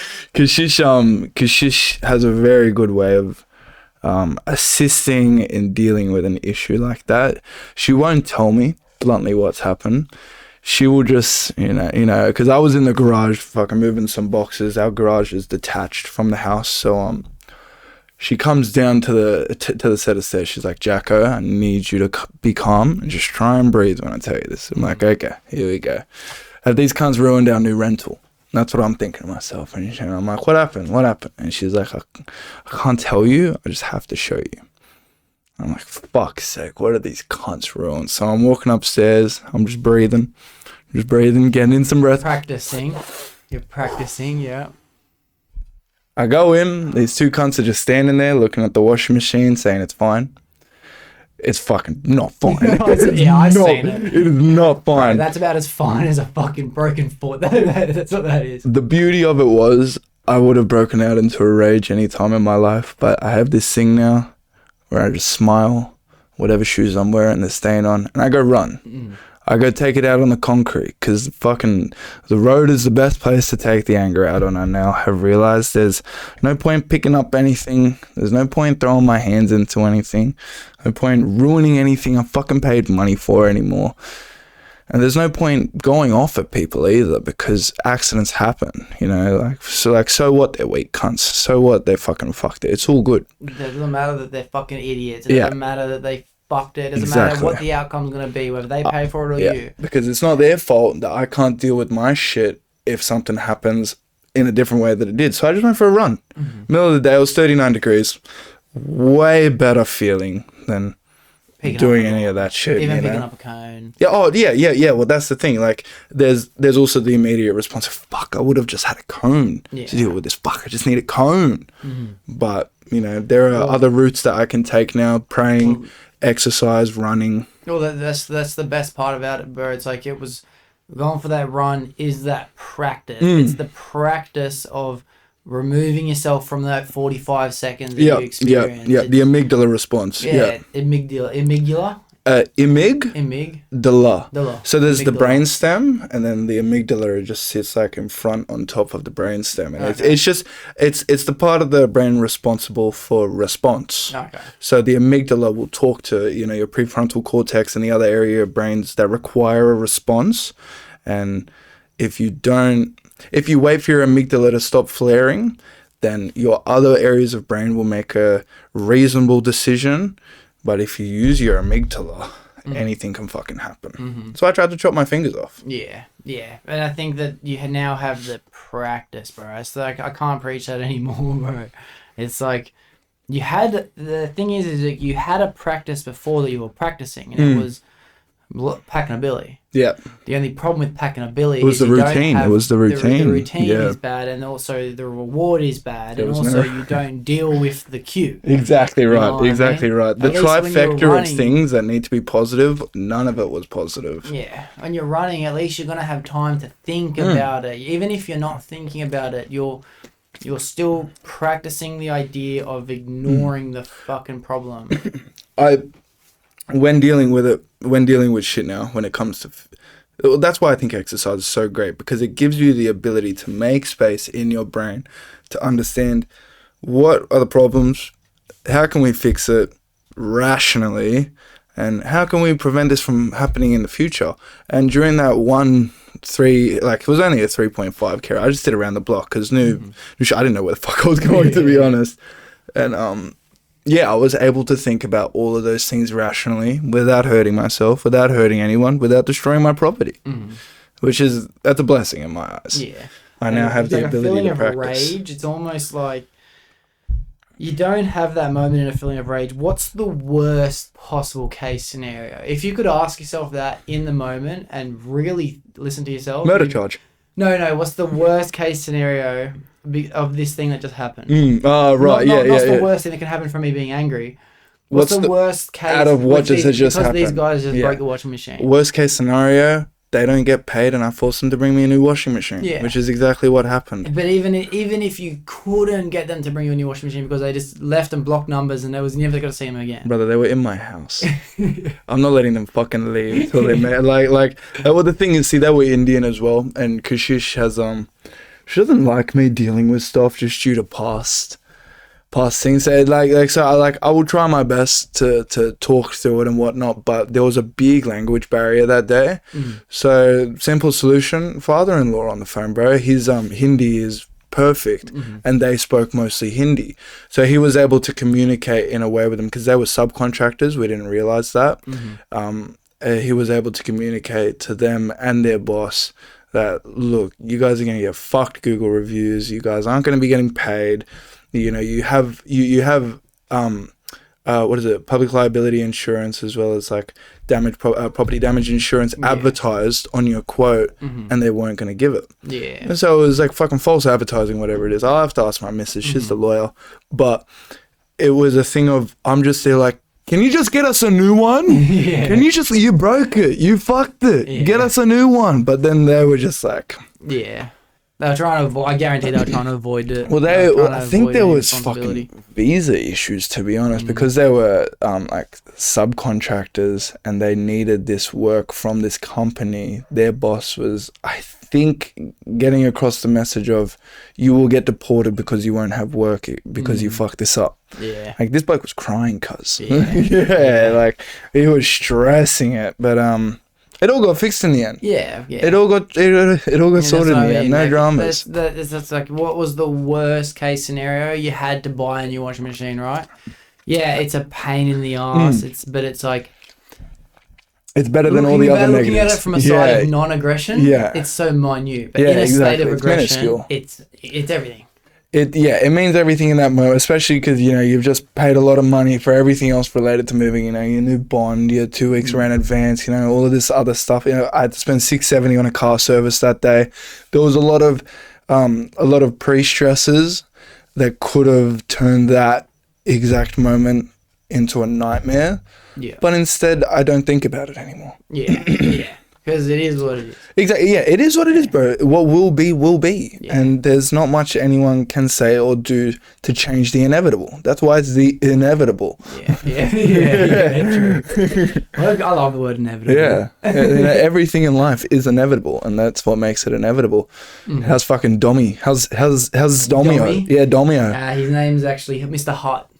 We didn't order from our Dommy. Oh, we got Huddy. Yeah, Mr. Hutchinson. It's done its way. I'm actually holding myself. I'm holding a piss until Peter dude, gets same. it. Should we do a sword fight? Yeah. I hold yours, you hold mine? Fuck yeah. Done. Ooh, I don't know if that's a sword fight. That's almost like... Ooh. Maybe we'll unsheath each other's swords.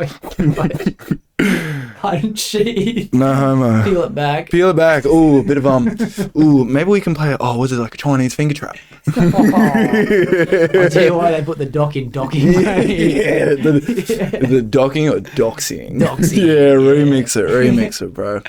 Well, appreciate you listening to me just then. It was good to get it off my chest, because only Kashish knows I tried to chop my fingers off and hurt myself in the way I did, and I appreciate her sticking through my shit, man, because honestly she doesn't deserve it. I think you have found yourself an angel. Oh no, I found my soul partner. I've like my soulmate. She's my partner for life. We've known each other now for 10 years, and we've been together 4 years coming up in August, and I've promised her she will get the ring she deserves once I can afford it. Yeah, cool. And we have a beautiful relationship together. You know, she's practicing law, or she's studying law, soon to be practicing. And I couldn't be prouder of her, bro. She's gone on this weight loss journey with me as well. You know, she's down, I think, 17 kilos now. What? Looking sexier than ever. 17 kilos. Full 10 now, bro. She was a 10 before, but now she's 10 everywhere, bro. She's 10 everywhere. Yeah. And she is almost like a saving grace to me, because no matter how hard it got, she was harder. And she made sure that, you know, I was able to reinstate discipline in my life. And now, you know, she uses cannabis as well, but she's been able to cut down drastically, and she's at a stage where she knows that it's not what she should be doing, but you know, she just came number 1 in Australia at her uni for, I think it was commercial law or contract law. Wow. And I don't want to give that as a justification, but bro, she is going places. Like, you've seen Suits. Yeah. Mike was, you know, one of the best in the business, and he was a pot smoker. I think like maybe between 40 to 60% of law students consume cannabis because it is very stressful. Wow. And not to give the justification that they should be smoking due to it being stressful, but look, I'm an understanding person now. You know, I've gone through much stressful times in my life while abusing more pot than these fucking young ladies and gentlemen do. So, well, I think that for every piece of rock that she has been for you to lean on in times of need, that you have now got, through her help and understanding, on now how to be that rock for her to lean on. Of course. Yeah, well, looking back on it now, you know, the start of our relationship was the toughest time in her life, and that had nothing to do with me. She was going through it, bro. There was, you know, multiple incidences that we know of that she had to endure through, as well as, you know, there was, I don't want to get into it because she'll be on here one day. She has the right to explain herself and her story in the way that she deems necessary. And by the way, shout out to you, Keshish. I am very excited for when you do eventually want to Can't come wait to sit see down. you, babe. I miss you, babe. And then one day you'll be in the Swapcast too. Oh, 100%, bro. Yeah. No, she is keen as a bean to come on, bro, and have a yarn because she fucking loves a yarn, bro. She's one of the boys. Yeah, she loves is, a fucking yarn. She's always been one of the boys, bro. Yeah. And I was the fortunate one to secure the bag. Yeah, it's fucking dope. It's fucking cool that, like, I love... One thing I've been talking about with myself lately is the idea of marriage. And it's like, I'm so on the fence on it at the moment. Like, even the idea of being with one person for the rest of my life, it kind of doesn't scare me, but I am grown pessimistic. Pessimistic, yeah. It's when you're not in the position I am, the most logical thing is pessimism due to the lack of experience you have with finding your soulmate. Like, from the first day we were together, we knew we were going to be together forever, and we are still loving each other as much as we did on that day. More so even now, because we now are gonna, build our companies this year. My own company, as well as a company as a partnership. She's going into, I think her third year of law. We both have plans now, life plans that involve each other, and we couldn't be happier with that. Yeah. Because we don't believe that we should be individuals combining our successes. We want to be successful as a partnership. Yeah. That's cool.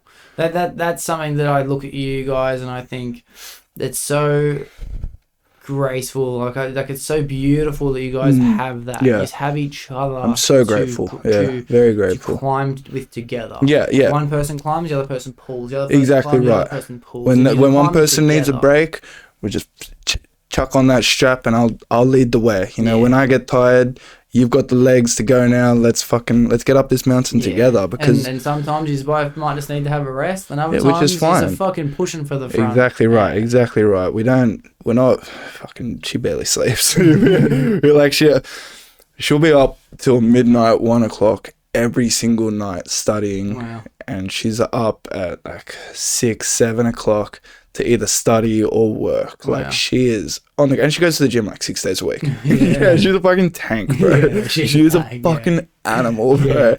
And it's crazy because she'd never even gone to the gym before we were together, but she understands the necessity of physical ventures in your life, not just because you will look good and feel healthier and your cardiovascular system and musculoskeletal system will improve.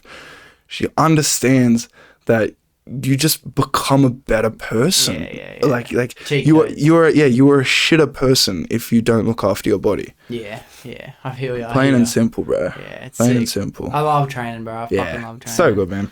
Let me just take this because we are gonna have a quick break. Easy. See you in 20. Quick smoker. All right, beautiful. And we are live. Back and better. I mean, it's funny when I did the fucking Charlie Chan episode. Fucking yawned for about 25 minutes. I'm like, fuck, the mic's on. It's a learning process, bro. It's a learning process. It's so jokes, bro. Amateur hour. Like the hoodie. Hour. Yeah, bro. Free my guy. Trial soon, eh? 12th of April. Damn. Yeah. Is it local or is it in district? No, it's going district. So no invites. No, it's possible. I asked if I could go. Yeah, fair. Yeah. And for everyone listening, that was a great pizza. Oh, dude. Hey, run the methodology behind your Pizza Hut order because right, you want me to let the people know. Yeah, fuck the diet. Yeah. Fuck the health. All right. Ignore everything we said. This is the goat. This is how you live your life. The pizza that you must at least try once, because then you have a new pizza for the rest of your life, is from Pizza Hut. You get the original pan. Obviously, it's a nice and thick pan. You don't want to waste your fucking money. If you're going to order pizza, you want to get the most pizza you can get. Indulge. You get the hot and spicy chicken. You don't remove any of the toppings. It comes with chicken, garlic aioli, a bunch of other bits of pieces, jalapenos, blah, blah. But you add hollandaise on top of the garlic. You add bacon rations. You add oregano. You add a bit more garlic. Cheddar. And the most important thing you add is prawns. This pizza will And don't eat a whole pizza. Nah, you can't. You can't. You will fucking die. I've tried it. Yeah. I've tried to eat a whole pizza before, and I've eaten it. It was a Danny Destroyer. At least 10 times I've eaten the whole pizza, and the next day's a write-off. Oh yeah, 100%. There'll be no running after that whole pizza indulgence. The only running is out of you. Yeah, or running to the Dunny. Doing a fucking bog destroyer. Yeah. Nah, good pizza, but good pizza and CGB, can't go wrong. Bit of fucking nutrient water. Vitamin water, as we call it. Vitamin water. I don't fucking know what the fuck vitamin water does. Here, well, blackberry goji. Let's see. This is probably all bullshit, but vitamin D and L-tyrosine. So, yeah, basic.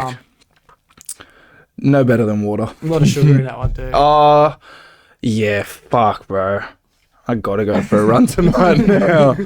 I gotta up that cardio. Wasn't on the jackhammer and grinder all day today. I just sat in the truck, so lost all the fucking labouring fitness. It's all good, but it's all good. It's all good. That's all right. Now, let's get into a topic that we were going to indulge in. Give me your honest thoughts on inbreeding. Yeah, that's right. Yeah. I want to hear what your positives are, what your negatives are, why you think you're not experienced in said inbreeding, and and why you feel that there should be a culture change. Okay, let's just start by... I'm pretty sure this is what the word gaslighting means, alright? I don't know what it means, but if it is, this is what it is. Hey, I told you, we're getting deep today. today. My mouth that never ever came out of my mouth. We were talking about how crazy it is that there's incestuary. Like between slices is like so fuck. Because like we were saying how crazy it is that people fuck their cousin. That's crazy. But then it's like people fuck their sisters and brothers. Bro. But then people fuck their mums. Yeah, bro. yeah, and then their kids. Like the kids is where it gets super sad. Like it's just super sad. Yeah, but it's even worse if the kid is from your mother who you fucked. That kid again. Dude. Shout out to Alabama. It's so crazy. Shout out to Alabama, bro. I met a family once and they were fucking... Now the insides of a piece of sandwich, bro. Yeah, right. There's a district not too far away from here that likes to partake in said inbreeding activities, and you can just go for a drive up there and see for yourself. I mean, I don't know if you'll make it out, but have you explained the archery story on here before? Not. I think it's time we let the people know of the barbarity of big just disclaimer, big respect to anyone that lives in Upper Colo or those areas. I've never met anyone like the story Doxie is about to announce, but I think it is a fascinating area of Sydney. It's one of those lost. It's like our Mayan pyramids. It's stuck in time. Yeah, exactly right. Stuck in time. So bit of context. So here's the story. So I went to a party in Upper Colo and didn't expect anything when I got there, and it blew any expectations I had out of the water when I got there. It was just like 50 to 60 to even 70% of the people there were like on crack. Yeah. And people were like on all sorts of drugs, but crack was the most used beverage of choice. Yeah, yeah.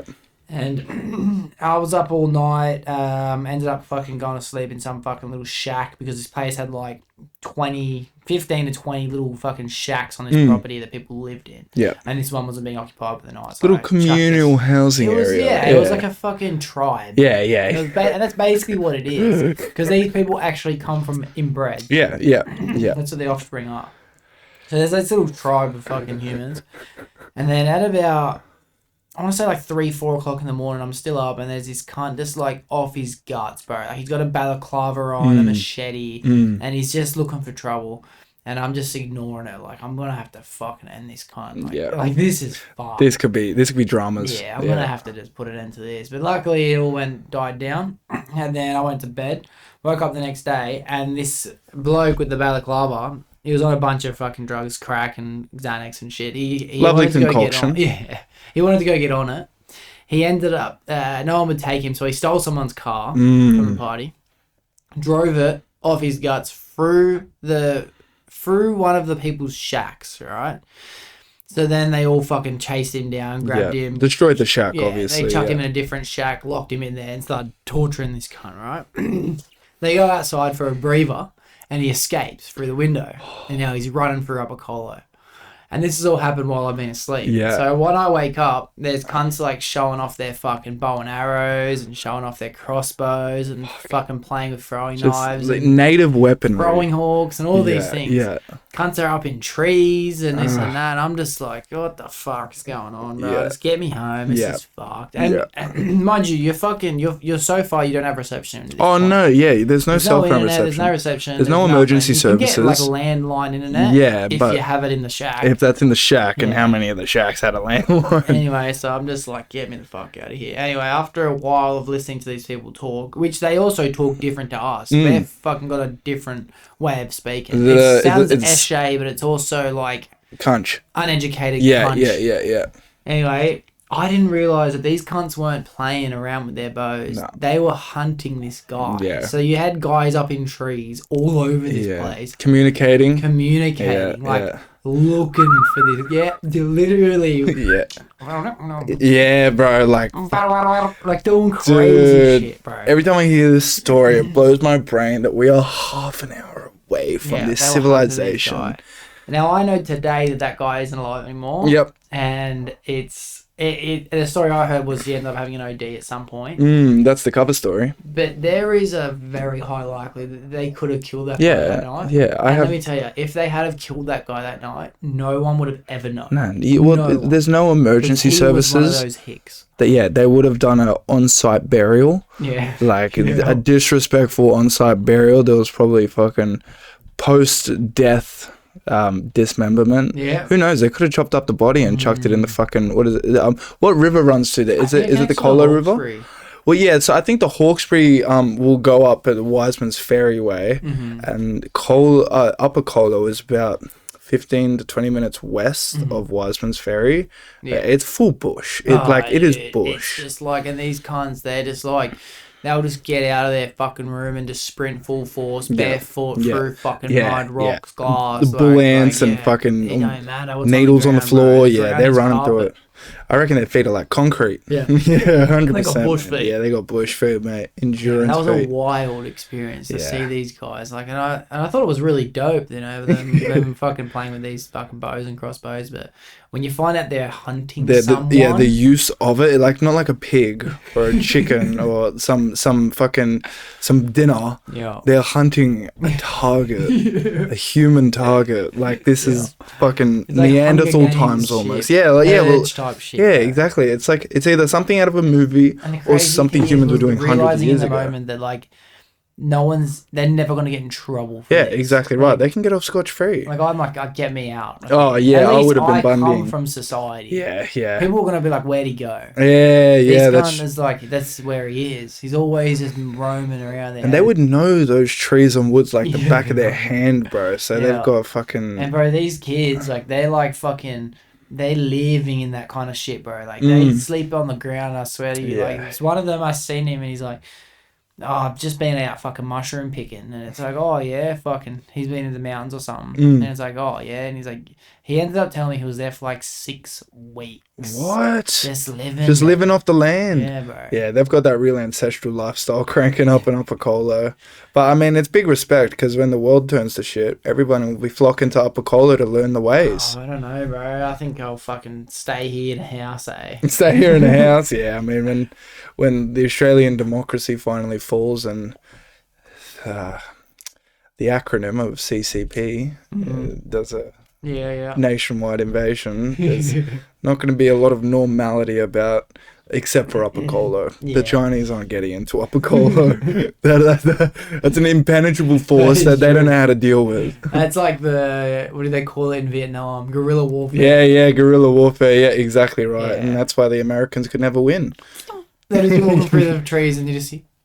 No, well, I think the Vietnam War 50 years ago, they used to have, I think it was 50 odd years ago, like shit you'd see out of Indiana Jones, bro. Like American foot soldiers would be walking, even Australian foot soldiers would be walking through terrain, and you just think you're walking and you fall through what are leaves and like a bush covered area into a pit filled with poison filled spikes, or they'll fill it with rats, Snakes, snakes, and these and the Viet Cong would be hiding in these little dugout holes, and you have to go search every area when you're walking through an area. You check a little hole, you get pulled in, cut throat silently. They'll wait for the next one to come in. Drag you in. Yeah, they'll hide in those holes for days at a time, weeks at a time, just because they understood you that. can walk and he comes from behind the tree.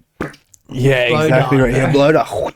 Like they had weapons, but they're still using blow darts. Exactly, bro. Exactly, Yeah. and that, war is hell, but it's a good learning curve. It's a good learning curve for the Americans, in my opinion, because they'd spent the past 100 years just winning everything. Well, they were known as the top dogs, like that's why the British and French had to call them in for the fucking big help to exterminate all of the Nazis. Yeah, Big bombs, bro. yeah, exactly. But yeah, and then you're talking Slow these Japs down a bit.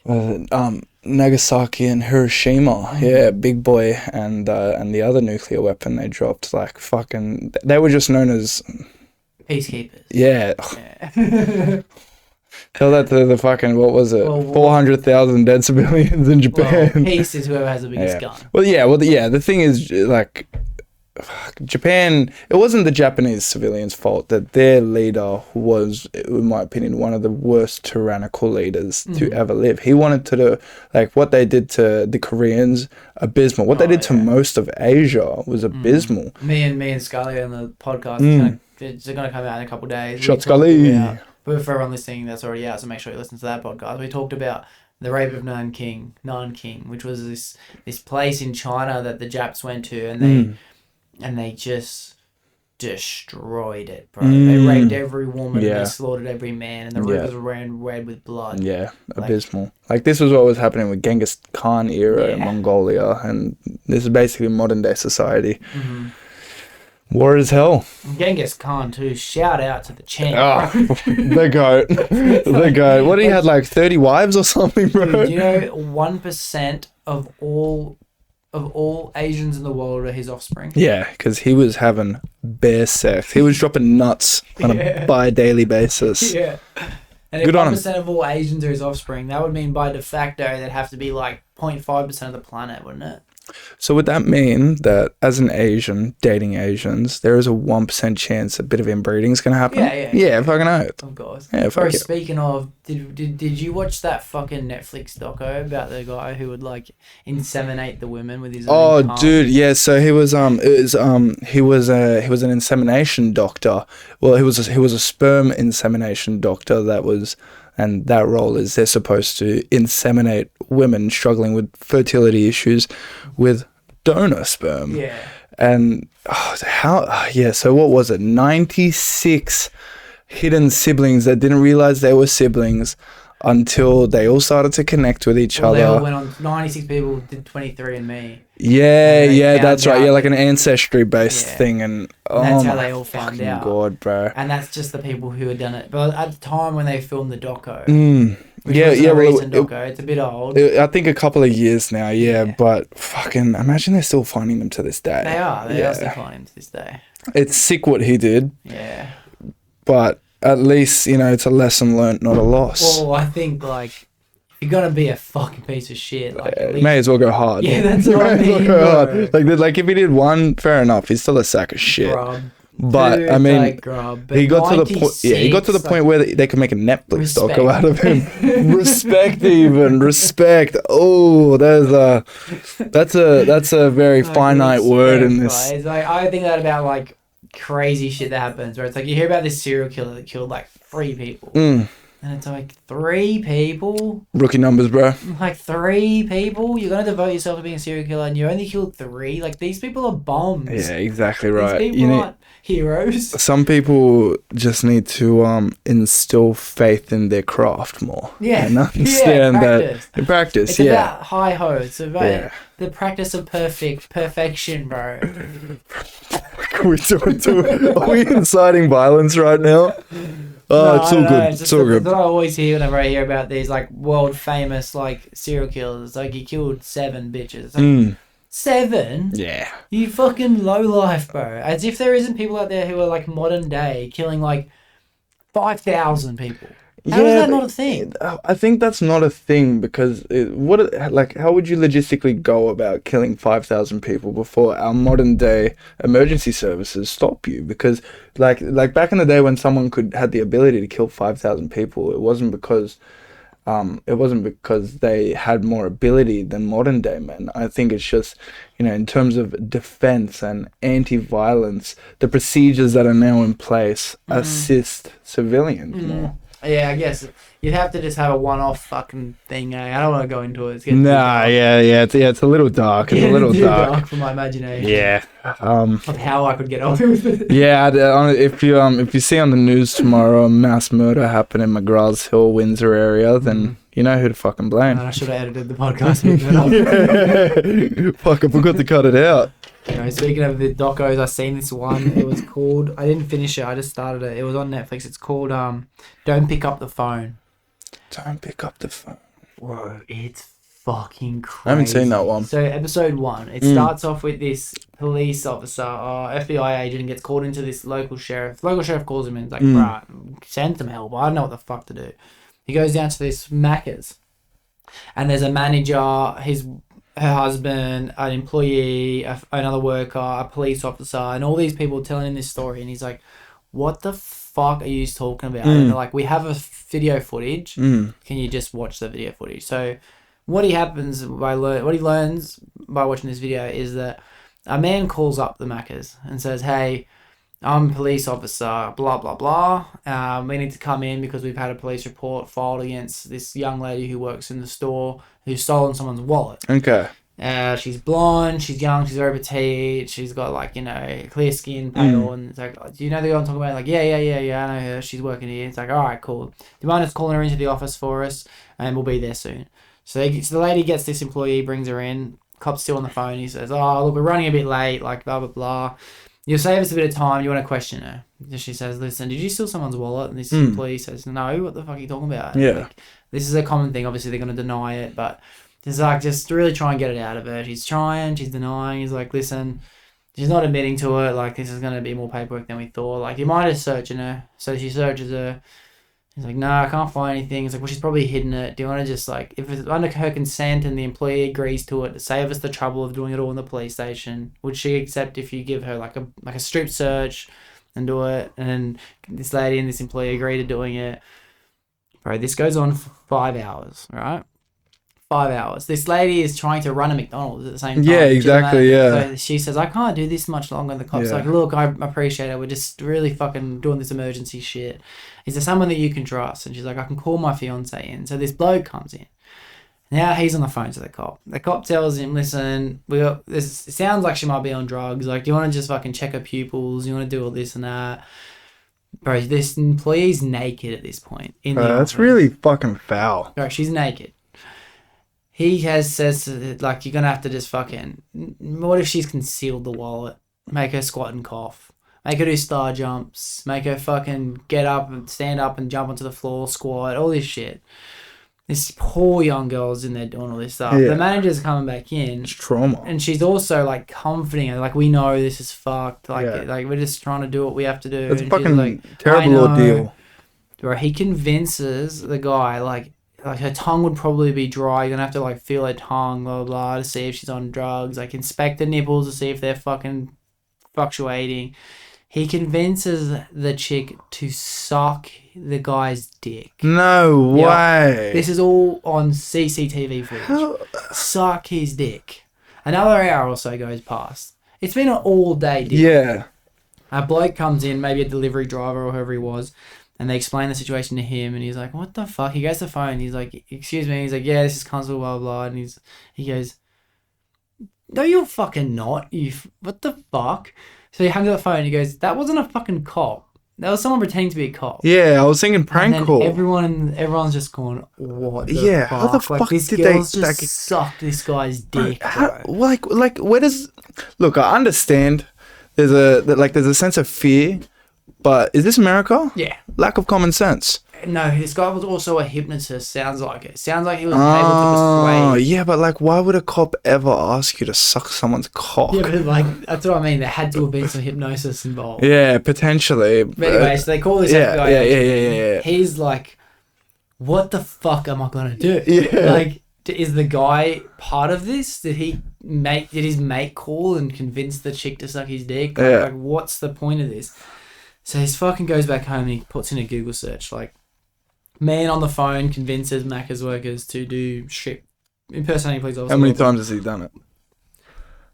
All of the local fucking No takeaway stores. way, bro. All of the local takeaway stores. And another 50 that he can see in the surroundings of the state. Like, this guy had been doing bits. There was articles in every local paper, every news station. Everyone was talking about how employee had quit her job, like this sexual abuse, strip search performed by employer. And it's a search for the man on the phone. And it's like, I should finish it. Would they be able to, maybe they would be able to reverse track the IP address from where he's calling from? No. But this is like early 2000s. Oh, so this isn't a recent thing, bro. This is just like Macca's prank call to the Mac. Well, this is what we were talking about before. Become a master of your craft. Yeah, that's what I mean. So this guy was barely doing bits. Yeah, he was, yeah. And, you know, that's as sick and as morbid as it is. Respect. Yeah, I respect. Like he was able to convince a bunch of gullible, dumb motherfuckers to suck cock because they believed he was a cop. Bro, he convinced this guy to convince the chick to suck his dick. Like, it's fucked. Dude. It's like, that's next level. That's next level, yeah. Well, yeah, it probably was. Like, I've always been baffled by hypnotism because I don't understand how someone could make you think or do something with words. At the end of the day, if you have free will, then how is someone else's opinion or tone or, you know, their pitch of voice or even, you know, the way they sequence their sentences going to make you do something? Yeah, I know. I'd love to be hypnotized one day to see it. Yeah, I've never had it done. So I'd love to do it. Blissfully naive. But what's that called? One more time. Don't pick up the phone. There will be a link down in the description. Yeah, beautiful, the trailer, and the link underneath the trailer will be the link to watch it on Netflix. Yeah, fucking. There's been some good ones on Netflix. Most of it is pretty dry, but there's a lot of hit and miss with Netflix and especially fucking lately. Subscription services nowadays. So I got to cut down on it, man. It's fucking. It just feels like a waste of money most of the time. It's not putting any time into it. I'm not. Like, I tried to watch this Dolphins doco 3 times, episode 1. Where the Dolphins. I'll get through it, bro, and I want to watch it. I mean, there's a level of interest with it, but I've always said Australian made stuff is pretty B class. You know what I mean? Like it's never gonna be like a Marvel or it's never gonna be like a Breaking Bad-esque show. There are classics. There's American produced stuff, and then there's everything else. There's everything else, kids. They just they just have a way of making film, you know. That's why they have Hollywood. Yeah, exactly right. They have Hollywood. A blueprint to follow that works. Yep, yeah, it's tried and tested, and it works. Yeah, that's why their movie industry is succeeding a lot more than ours. They've got a bigger population and more areas where that stuff can be done. It's not just LA that has a scene like that anymore. Well, if it's from LA, they can outsource it to the rest of the country, and stuff gets produced all over America now. But we need that. Yeah, do we? But yeah, we need to have more of a fucking culture that we can all become a part of, bro. And it's just like, if we lived in this place like America, our platforms could be so much bigger for everyone. You know what I mean? I could already be a successful pod. Nah, I'm not trying to rush it, but I mean, like, I have the blueprint in front of me to follow. I get that. I get that. All the boys like Seth acting, like he would have more opportunity. Yeah, of course. Anyone who wants to get into comedy would have more opportunity of comedy because you can now get into comedy film. Then a good question for you would be, would you rather be the small fish in the big pond or the big fish in the small pond? Because succeeding in a country like ours or anywhere that isn't America, basically, you have the ability to become more distinguished in that said country. If like so many, like fucking hundreds of thousands of Americans will go through their 15 minutes of fame because that's all America will ever allow them to have.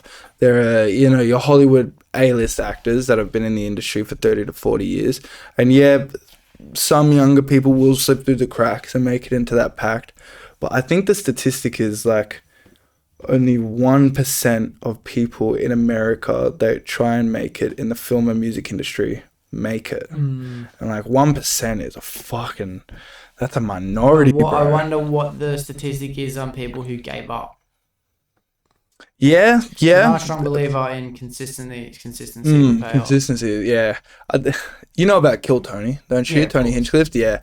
The way so the comedy scene in that's Austin, eh? Yeah, like there's a massive comedy scene in Austin now. Yeah. And every week I see rinsed and washed and should be hung up to dry older comedians come back onto Kill Tony and try and prove as to why they should be in the industry, but every time they come up, they prove to me why they are not in the industry. There are so many people with discipline and consistency that just don't have the talent. Hard work beats talent, but if you have talent and work hard, you will shit over anyone with hard work. Yeah. But you also hear all these stories, like every comedian that we know, they had to go through the ring. Yeah, of course. It's like Matt Rife. Matt Rife is murdering. Yep. Matt Rife is a fucking star on TikTok, bro. He's killing it. And I didn't even know this, but he'd been on fucking Wild and Out for years. I only just realised this. Like, so I'm like, oh, that's right. He's a fucking recurring guest. He just looks different now. Yeah, aged He a bit. wasn't that funny on Wild and Out. He'd been doing comedy for years. He wasn't that. It just looks like he's Wasn't that semi-scripted, but Wild and Out is scripted. Yeah. But it's like, what I mean is like he's had chances to be famous before. Yep, to blow up. It just looks like he's blown up out of nowhere before, but he's remained consistent. That's the thing, yeah. See, I don't have TikTok, but the thing is with any social media platform, it gives anyone the ability to feel like they are a star. And there's a difference between being the star and feeling like you are the star. And that's 15 minutes of fame. People, like, your discipline and your consistency can attribute to you having a success in, the entertainment industry, if you will. But at the end of the day, the modern day teenager to 35-year-old attention span will not give a fuck about you in 5 to 10 years if you are not putting out stuff that they can adapt to in terms of enjoyment. Because if you're just fucking putting out the same shit every single day, people will get fucking bored of you. Vine is a perfect example of that. You think of the dozens to hundreds of people that were stars on Vine, and I don't know many of them anymore, bro. Yeah, because a lot of them just didn't remain consistent, bro. That's what I see. I see them as the ones who remain consistent are still successful, like the Paul brothers and all these female influencers. King Bash, bro. Like that motherfucker. What's he done recently? Bro, he's like he's running his own companies now outside. I don't remember what his companies are, but he has businesses. He's in directing. He's doing. Because I remember him. I remember him from Vine days, but I haven't seen him since Vine. He's doing movies now. Fair. I think he is. I'm just out of the loop. In fact, let's double check this. Let's ask Jamie. King Bash, where is he now?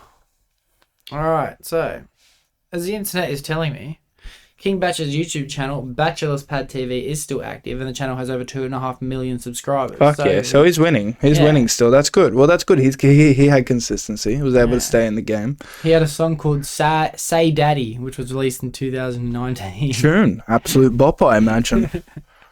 That's crazy. I didn't know he was making tunes. But that's the thing with entertainment. You become a star in one thing, you feel like you have the ability to do it all. Yeah, but that's such a difficult... Like, as if you do that. Yeah, exactly right. I think to myself... I feel like you're taking away the art of other people's craft. Yeah. Like, not only that, Drake says it too. Drake, he said it's Lil Yachty, and I heard Lil Yachty talking about it on a podcast. He was saying he taught him to never let anyone know everything about you. That's what makes him so successful. Yeah. He leaves people wanting more all the time. Magician never reveals his tricks. Yeah. So it's like if I was to say a fucking renowned podcast host, just because I can make a fucking mad song with the boys doesn't mean that I should be posting it on Spotify. Exactly. Or trying to, not that, even if you do, it should be for as like just jokes, because like as the comedian in you will come out and say, oh, this is just for a laugh. You shouldn't be trying to profit off something that isn't what you usually profit off. Like, because you know, when you work on your craft and you upskill and you become a better entertainer in your, let's just you for an example, in your podcasting career, it'd be very arrogant of you to expect the same kind of viewership and money of, you know, divulging into a music career. Yeah, exactly right. And that's why people usually flop when it comes to shit like that. You know, but jack of all trades, master of none. But he's definitely more handy than a master of one. Did you know that's the full thing? Oh, I didn't know that. Yeah, that's true. Yeah. That's a good point. Good thing I'm not just a fucking plumber anymore. Yeah. And you are Jack. I am Jack. I'm Jacko. I don't like Jack. Fucking. I was getting a coffee today. Like, yeah, just cappuccino, 1 sugar. She's like, oh, okay. Name? I'm like, Jacko. Just waiting in line. I'm standing there. They've called out Jordan 3 times. On the 3rd time, I'm like, is it a cappuccino with 1? And she's like, yeah, I call your name. Jacko. Cheers. Have a good day. Jacko. I'm like, where'd you get Jordan from Jacko, bro? Wasn't even busy. It blows my mind how many people will spell Jake for Jack. But Yeah, I get that a lot. Like I get that 75% of the time. People spell Jake. Is it a language barrier? No, white. Right. Okay. Right. Yeah. White to white, bro. People White just to write white. Jack. I'll tell you why. White just motherfuckers are dumb. Jake. Yeah, Jake. Jake. Jack. Jake Doxie. There they go. Yeah. Oh, Jack. Jake. Yeah. No, but I tell you what.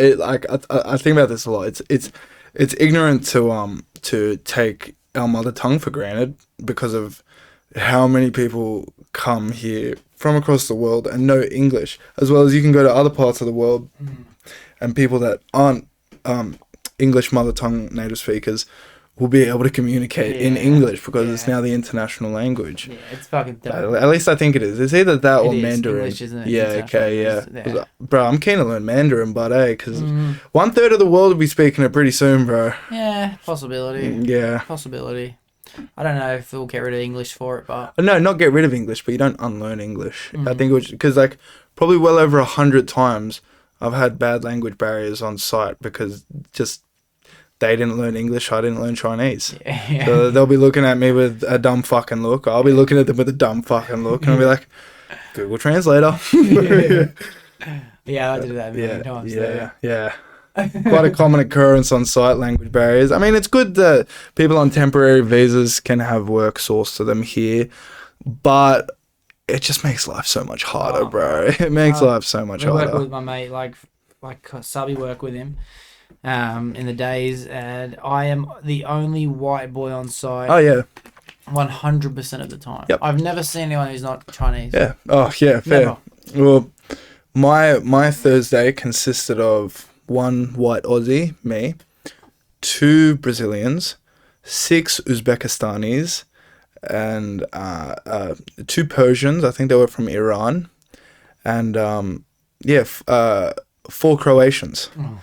So it was all day, just a battle, just a battle, just a battle. You know, it's a big day when talking is one of the hardest Oh, parts. yeah, bro. It's like, especially when you're doing like hard labor all day. And it's like, I'm not worried about that. I'm just worried about trying to talk to someone, bro.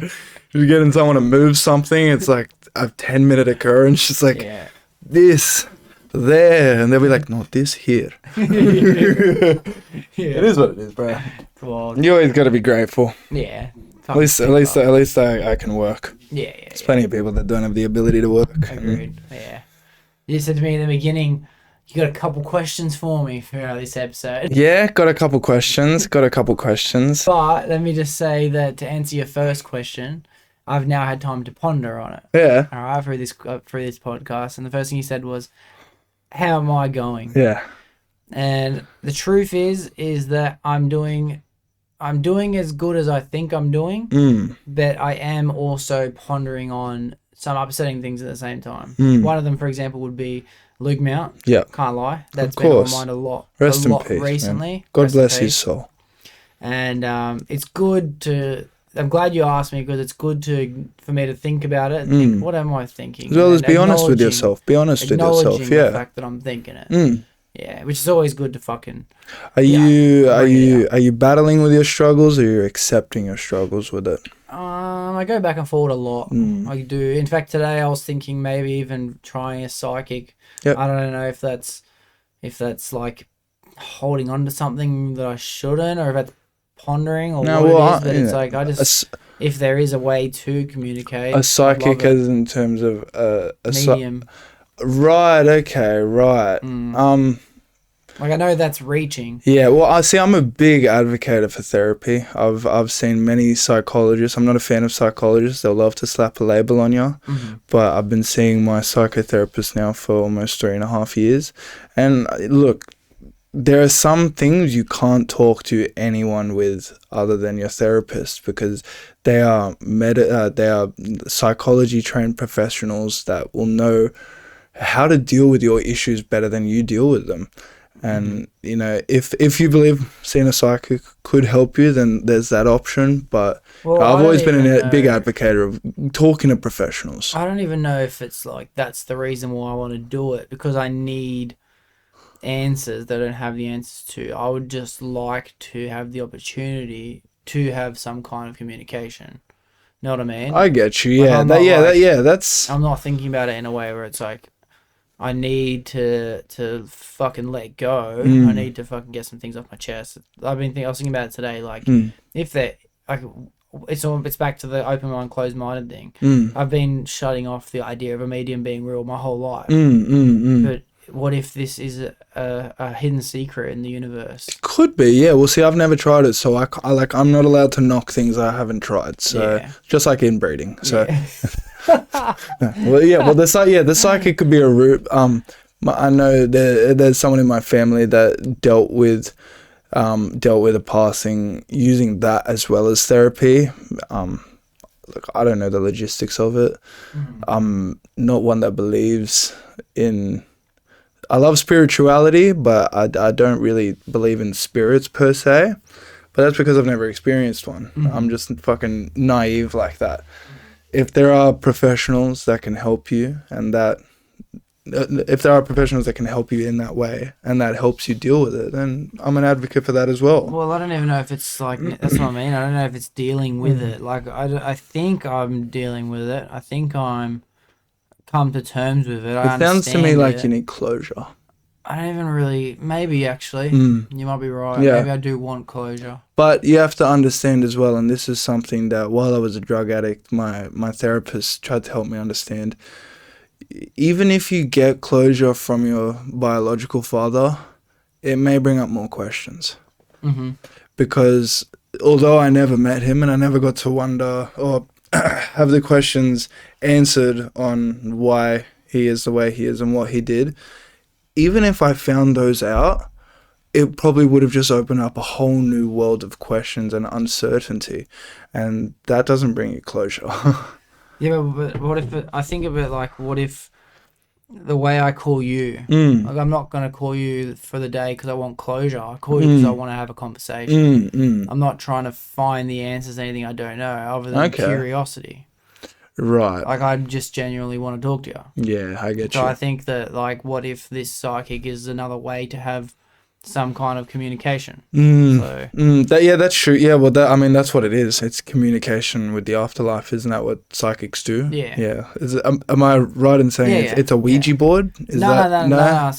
Well, from what I know, which I am still skeptical, they have they describe it as a feeling they have where they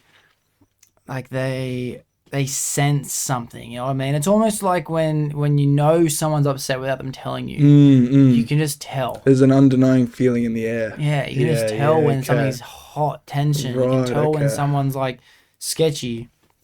It's almost like even when you get a gut feeling like you shouldn't be in this situation. Like, how do you explain that? A gut feeling. Yeah. It's just it's a feeling. You sense that you shouldn't be in there. You sense that you shouldn't be in there, but if it's inevitable, you're gonna feel it. So it's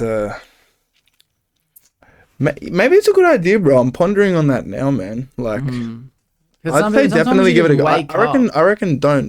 I reckon you should try it. Yeah. Because if you're thinking about it, you should act on it. Yeah. Or else you'll just forever be thinking, should I have done this? Yeah. Was it too late? You know, yada yada yada. So I watched some like Netflix docos, and it's like, fucking this guy. He's such a familiar face, and he's a world famous medium. I wouldn't know what his name is, but he'd be like, I'm gonna go visit Oprah today. Oprah's fucking like hit me up, said, hey, do you want to come do a fucking psychic reading on me? So he goes there and he's like, I sense that you have suffered a loss. Was it your auntie? And Oprah's like, oh my God, I have. And I'm just like, this is so Sounds stupid. scripted, bro. Like, you can do research as to like, what bro, a famous person's going Oprah. through. Yeah, exactly. Like, I'm sure half of the world knows Oprah lost her half the world auntie. knew before her. Yeah, exactly, bro.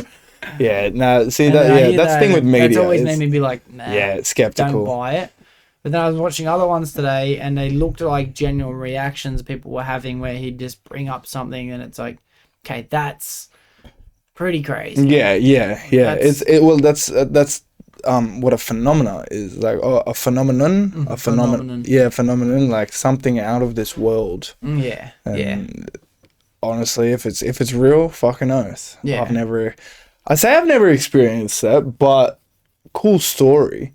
When I was 2 years old, my mum and I were just looking for rentals, and we go in, we check out this rental. My mum's walking out with the landlord, and I'm just a wee little jacko at this point. I don't know what the fuck's going on. I'm in Jackie. wee little Jackie, and I'm in the car. My mum's in the driver's side talking to the landlord, and I'm just looking at the window apparently, and I'm like, who's that? Who's she? And my mum's like, what are you talking about? I'm like, who's the old lady in the window? Oh. And my mum and the landlord like, look, and there's no one there. And she's like, there's no one there. And I'm like, no, I see someone. Your mum would have been like, I was too, yeah, no, she God. probably thought I was a fucking spastic, some dickhead. But yeah, I can't say I remember an encounter, but when I was younger, my mum has told me multiple times that while we were seeing that rental, I saw someone. Yeah, that's crazy. And an older woman in the ground floor window. Yeah, it's fucking crazy, bro. It's like sometimes you just have this, like, speaking of fucking spirits and shit, like, sometimes I've experienced having a feeling. Like, I remember I was living at my ex's house for like a month or something for a period, and they were always saying like they had fucking these weird ghost feelings and all this shit happening in the house. And I've always been skeptical on ghosts, super skeptical. And then one day I was in the room by myself, and I just felt something strange. And I was like, what the fuck is this feeling? And it's like, I could sense a little boy. It's like some kind of fucking young kid in the room. And I was like, fuck, this is weird. So I kind of like go out and talk to him, and I'm like, right, is this what you're talking about when you say this ghost? And like, yeah, it hangs around this side of the house. That's And wow. it used to be over that side of the house. Did they know the then- history on the house? No, no one knew the history of what it could have been. But then, like, I kind of like put two and two together, and I was like, what about those bikes that used to be stored on that side of the house, and now they're stored on this side of the house? Because those bikes were the brother's bikes, and he'd found them, and they'd been passed on and shit like that. Right. And they were old kind of bikes. Older bikes. I just had this feeling like there's a boy linked up to this bike Yeah, somewhere. okay. You know what I mean? And it made sense now that it's around this side, because that's where it's stored. And then through moving the bike, He's now feelings transitioned now, into. and the feelings that. are in the room anymore when you move the bike. And it's like shit like that. It's like, Yeah, see what that if? that fascinates. Yeah, that fascinates me. Sorry. What if? What if, exactly? It's always a what if, because it's people love to live in naivety, but there's also the fact of living in, what if? It's like What it's if? also the fact that like we are an anomaly as is. The fact that we're alive. It's a blessing. The fact that we can smell is one thing I think of. The fact that we can smell, the fact that we have a nose to breathe through that also has receptors for different odors Yep.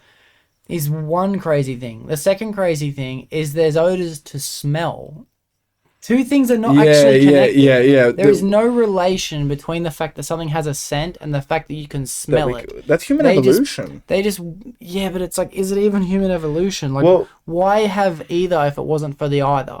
okay, well, I'm sure I'm going to be fucking paraphrasing so badly here, but through the, so the Homo sapien can be dated back to 900,000 years ago using tooth fossils, and in that 900,000 year span, there has been mini evolutions in ways that we've been able to adapt and basically not become one with nature, but be able to react better against it. And I'm pretty sure there are sensors in your nose that are relatively new in the scale of 900,000 years that are susceptible to toxic gases.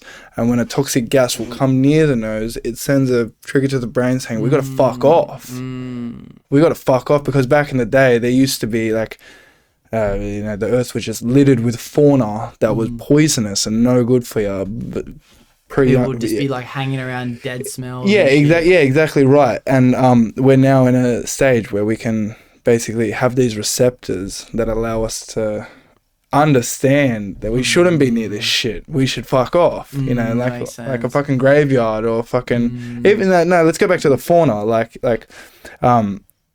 poisonous gases being released from like different kinds of flowers or bushes and whatnot. Like the defense mechanism. Yeah, it's a defense mechanism. Yeah. Same with taste buds.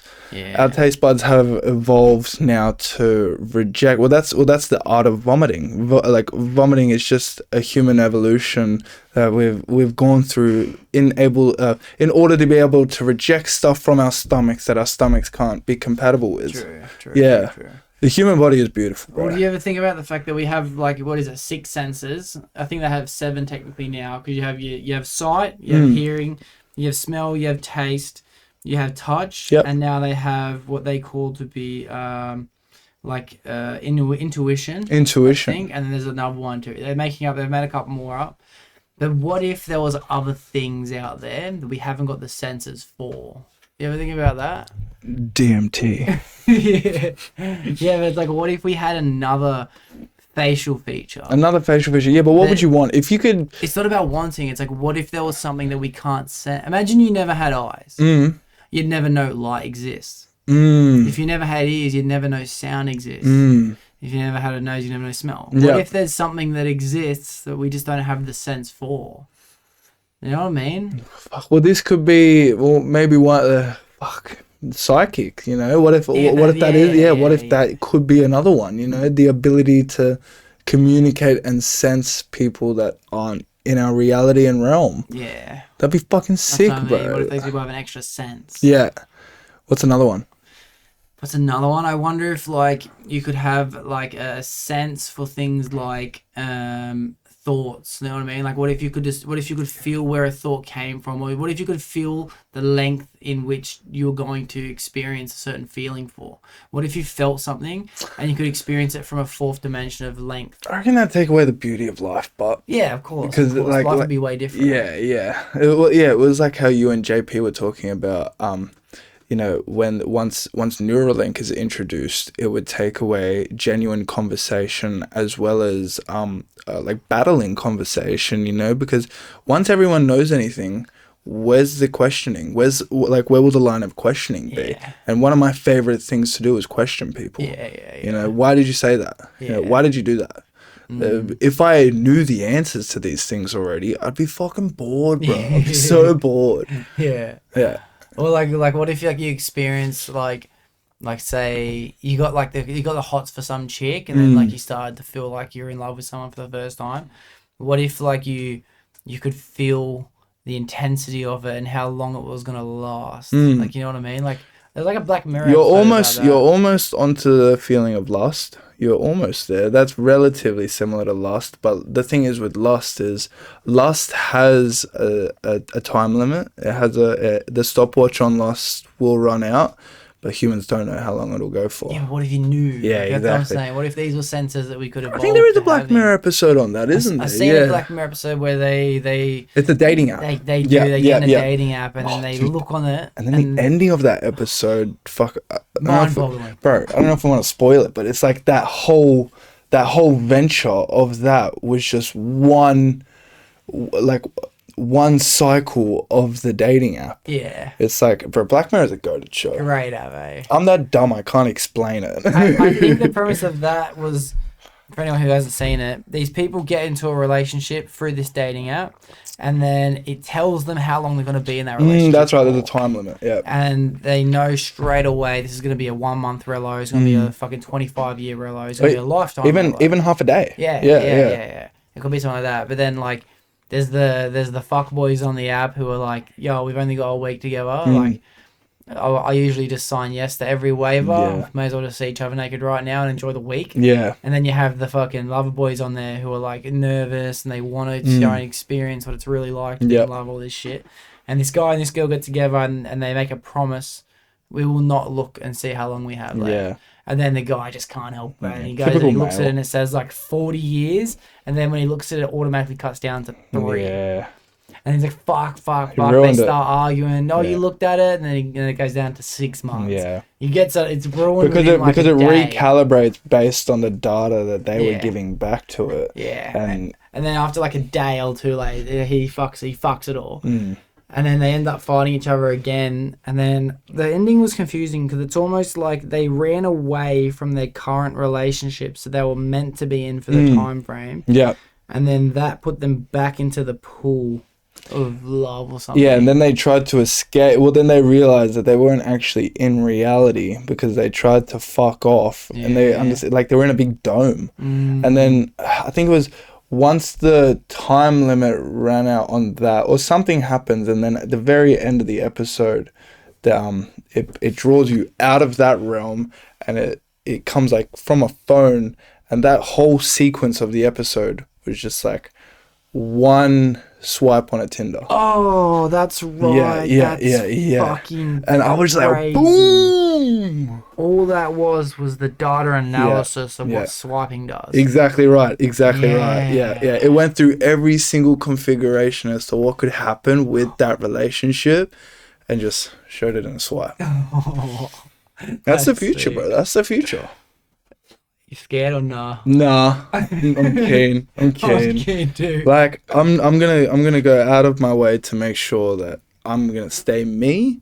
I can't wait to watch what happens to the world, but it's gonna be sick. Yeah, I know.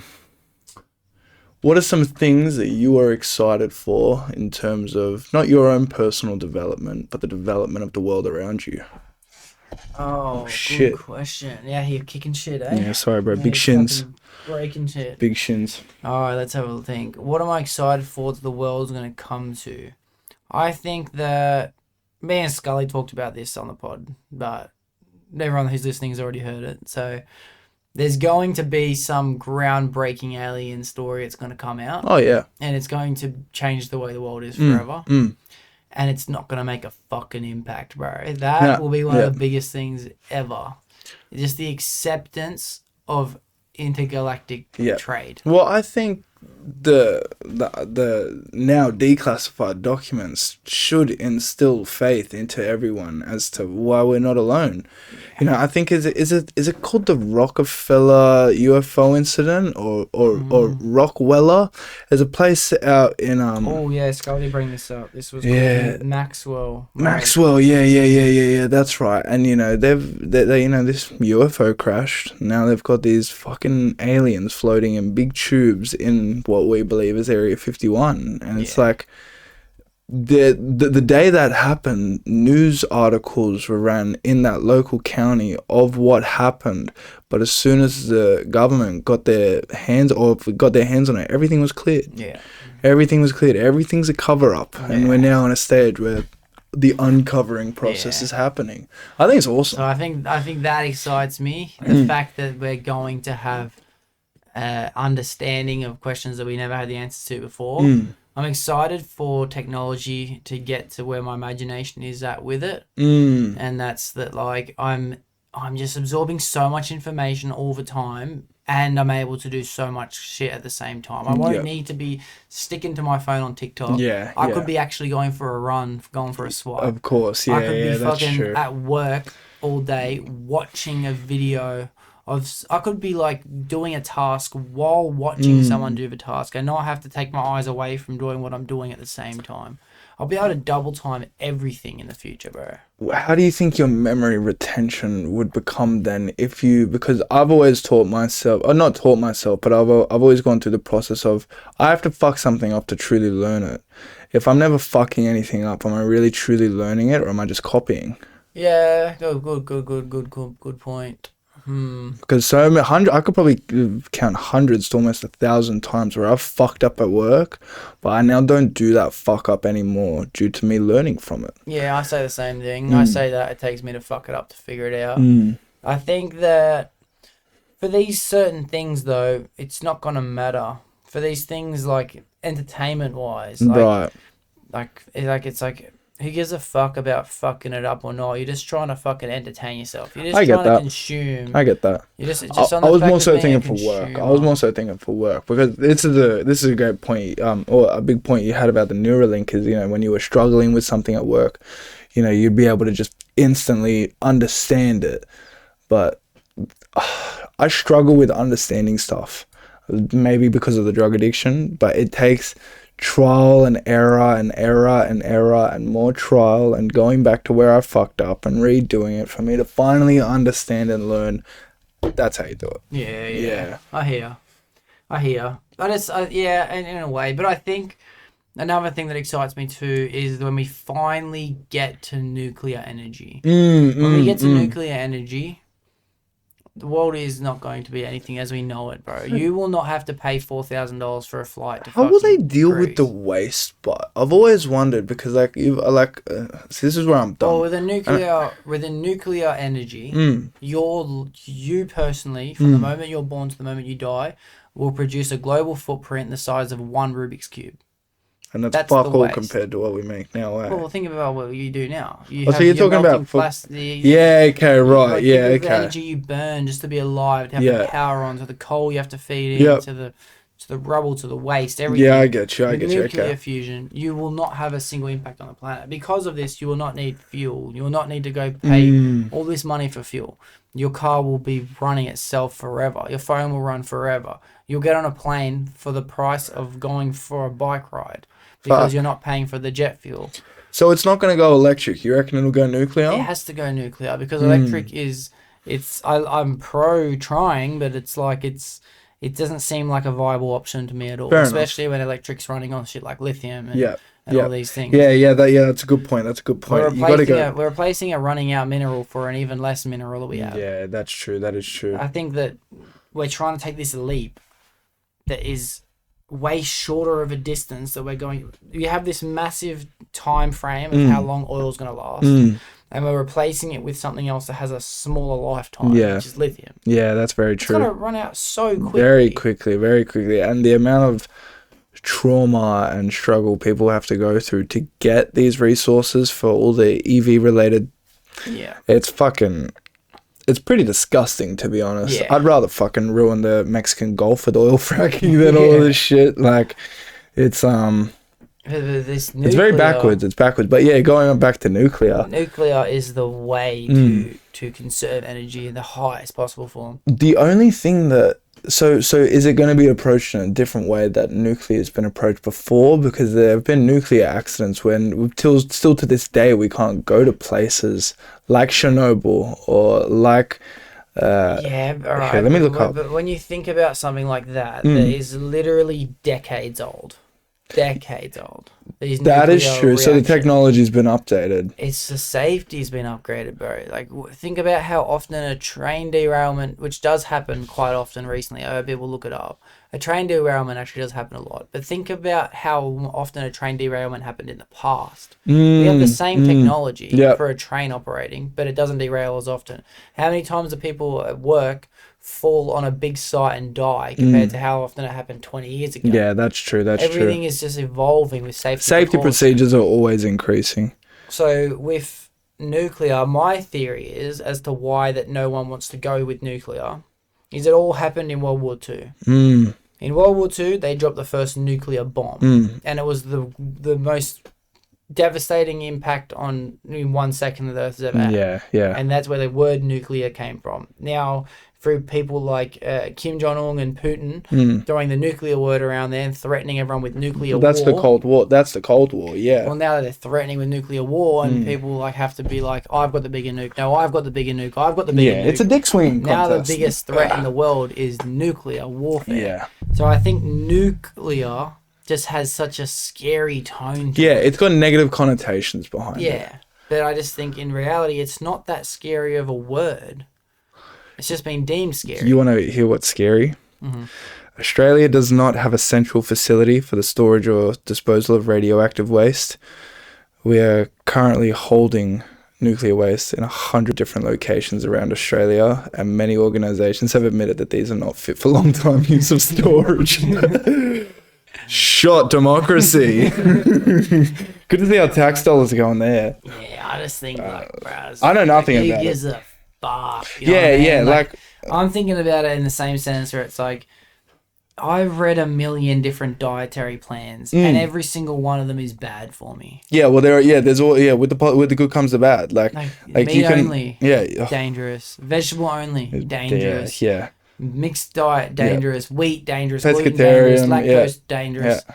Every fucking thing. Everything is has its bad negatives. for me, Yeah, bro. exactly. You have to fine tune yourself to understand what you need I as think human. you just pick your poison. Yeah. That's true. More the opposite. Pick the fruits. Yeah, pick yeah, the pick fruits of the medicine. tree. Yeah, try and avoid the poison. Yeah. But But I think no matter po- what, it's got poison. Yeah, well, poison isn't linear in a sense that, if we all stuck to this, let's just say there was a diet that was the number one diet for you, let's just say.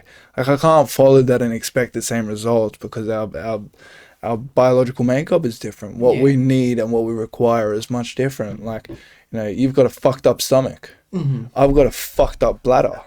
If we tried to do the same diet, one of us is going to fuck out worse than the other. Yeah. But even if I found my perfect diet of carnivorous, Yeah, carnivorous, yeah. then I could get information telling me, well, your heart would benefit a bit more if you implemented veggies. But then your kidneys are now suffering because you are implementing veggies with meat. So try only veggies, and now your liver is starting to get damaged because there's not enough iron. Yep. And I just think it's all gonna fucking kill you. Yeah, everything's gonna kill ya. dangerous. It's fucking wrong to be mining coal out of the ground. It's wrong to be using oil. It's wrong to be using fucking lithium. Let's just let it be wrong to use nuclear at the same time. Yeah, good point. You gotta just shove it. Yeah, you just gotta shove it into the Let's same just category. take as much to be as honest, we can for as little as possible. fuck, that is a How good unethical. point. Yeah, how can it be unethical when everything is? Yeah. It's like the moment you start breathing, there's the oxygen. Is oxygen the thing that kills you? That's what I also think to myself. Oxygen is what keeps you alive, but what if every breath of oxygen slowly makes you age? It's poisonous. Yeah, that is true. With each breath you get That's older. the yin-yang thing, bro. Yin yang. With the good comes the bad, bro. Fuck, you've got me thinking about this nuclear stuff now, man. I'm telling you, nuclear is the way of the future. How fast do you reckon cars will be, bro? Do you reckon we could have like fucking Super crazy fucking? I watched a video talking about the world's fastest car. It's 587 kilometers per hour. Bro, you just do one little love tap, and the fucking New South Wales coppers will be onto you, cuz. Oh, dude, I watched this actual video explaining like the fastest things, and then they made like a bullet train that goes like 2,000 kilometers an hour. Was that in Japan? Yeah, and then they made like this fucking space shuttle that got to like 6,000 kilometers an hour on the way up. And then there's this space station we have in orbit that travels at like 20,000 kilometers per hour. Is that the Intergalactic Space Station? Yeah, or the International Space Station? Yeah. I think travels at like 20,000. Yeah, which is crazy because it looks still. Yeah. Like when you fucking see a video of it. But what's your opinion on the moon landing? I think that it's actually proven fact that we've been to the moon. The reason for it is because they placed a mirror on top of the moon when they went there. So now when you shine a laser at it, that laser will actually shoot back. Yeah, we'll shoot back. It's proven fact that we've been there. The moon landing videos, can't buy it. Yeah. Can't buy it. It was a race It was a big dick race. That's what it was. Big disgrace. No, big dick race. Oh, Like, big each dick race. country Yeah, were yeah, trying to yeah. It just was a dick prove- swinging contest. Yeah. There's crazy footage. Well, it's not actually footage. It's just photographic evidence of a Russian. I think it was in 1965. So 4 years before they did the first moon landing with what's his name, Neil Armstrong or Lance Neil Armstrong. Armstrong was the first man. Yeah. I think Lance Armstrong's a cyclist. Cyclist on the roads. Yeah. But 4 years before that, the Russians sent a bloke up, and as he was coming back into orbit, his body caught on fire, and there's photos of all of these like Russian like Russian scientists and like astrologers standing around him, and he looks like a burnt potato. Oh. You can't distinguish a face, you can't distinguish limbs. It's just like, have you ever seen like a turnip when it's been in the oven for too long? Oh. Just black and shriveled. Oh. And it, like and they had that photo next to his like astronaut photo. It was fucked up. Let me look it up actually. And they'll Got be the a ability. description for this photo. Of this Yeah, bro. fucking Okay. guy. Okay, let me look up. That's Russian. fucking crazy. Reminds me of fucking Paul Walker. Rip. Yeah, man. Rest his soul as well, man. That was a fucking terrible accident. What was that? Almost 10 years ago now? Yeah, fuck yeah. That would have been 10 years ago. Easy. Made a good Could've song been off that 11. as well. Oh, Is that one of Wiz the Khalifa? most fucking cry-worthy songs I've ever heard, guy. I chuck that song on all the time to have a good fucking feel out. The Soyuz 11. So there was a bunch of them. The Soyuz 11 was the 11th mission, but this was the one that had he burnt back up when into reorbit. I want to try to find the photo, so. Oh my gosh. That was like the most simplest way of doing a Jamie ever. You know what I mean? Like, Jamie, bring it up. Jamie bring it up, walks in front of the camera with a photo. I can't, every time I see this, he just looks fucked up. Yeah. And I love how all the scientists around him are like, what a pussy. like What a soft cunt. we fucked up. He fucked up. We Yeah, fucked they up. fucked up bad with that one. A cosmonaut crashed into Earth crying in rage. Oh. Yeah, that's a headline. That's a fucking headline, bro. Yeah, we've experimented, haven't we? Oh yeah, especially the Humans. fucking the communist states. They have no care for human life. We are expendables. Yeah, we fucking experimented. What's the plan for the next year? What are your goals? What are your endeavors? What do you think will be required for you to be as successful as possible in your eyes? It doesn't have to be success, but what's required from you over the next year? So for the rest of this year and for the future to come afterwards, but I'll take 1 year at a time. Every single week, do a potty. Every single week. We're moving very shortly, so there's going to be a brand new fucking podcast set up. Beautiful. And it will be fit to take on any situation. Fuck I'll be yeah. able to properly reach out at that point. I'm going to have brand new equipment, brand new Yep. mics, brand new setup. Everyone's heard the plans of the shit, like the tables and the couches. Yeah, fuck yeah. heard Everyone these came plans. for that one. Yeah, It'll be a hangout. Big Boys podcast. It'll be a hangout. Yeah, 100%. But who going back to pod a week over the next year? Who are the top 3 people that you'd like to have on this podcast? In the future? That's a good question I do ask myself all the time. Joe Rogan is my inspiration. I'd love to sit down and talk with him. I would also like to. It's hard, bro. Like it's how far can I limit my imagination? Think realistically. Yeah, how Think far can I limit my realistically, yeah. imagination? Which would be, I think, if I was to say realistically, I can get anyone on the podcast. I get that. But in the next year. In the next year. Yeah. And the next year, I think there's a high probability that I could get Sydney Rapper on here, or 2, Yep, or fucking 3. nice. Yeah. In fact, I could probably think of 6 that I have a relation to that I could get on the podcast. Yeah, good communications. And then friend through of a those friend. 6, it's just going to be exponential growth. Like, as soon as I want, and it's kind of like when I want to, I can get that ball rolling. I just know I'm not ready. Is there any non-entertainment based Australians that you would like to have on the podcast in terms of maybe medical professionals or politicians? Oh yeah, of course. So I want to be learning along the way the whole time. Yep. But the thing is, it's like I don't know what I don't know. Like everyone that I want to have on, like a doctor Yep. or a lawyer or all these things, it's almost like I don't know who to ask because I don't know anyone that does it. When I meet someone, You're about to know a lawyer. I'm about to meet a lawyer. Yeah, I know. But I mean, like when I do meet someone who's like, oh, I'm a doctor. That's when I want to sit down with that person. That's true. I've changed my mindset from someone who does any specific thing to someone I know who does that. Okay, right, yeah. So you want to have at least a bit of prior knowledge of this person before, like you don't just want some random coming on. I get you. Which we sometimes, that's fun. It's fun doing, especially Charlie Chan. Shout out to Charlie Chan. That was such a great episode because I met him as he came on. Yeah, exactly right. Yeah. But that was my mood, bro. That was what I was into that day. That's what he was for like doing that day. Yeah, exactly. Yeah, well, that was out of the blue thing, wasn't it? Someone fell through and then was able to get it linked up and got it done. But I will meet a fucking Scientologist. Yeah. You know what I mean? I will meet one of those people. I will meet a devoured fucking, what are those people called? What are those cunts with the beards and the hats? Hebrews? Yeah, like a Hebrew. Yeah. What are those ones that don't allow technology? Scully would know this. Yeah, we learnt about the Amish in high school. Yeah, bro, that would be crazy. They'd be so fascinated by all of this because they are like, they're more tribal than Upper Colo. Be allowed to touch it. Yeah, exactly. They'd put a little fucking plastic bag over it. They'll be alright. Yeah.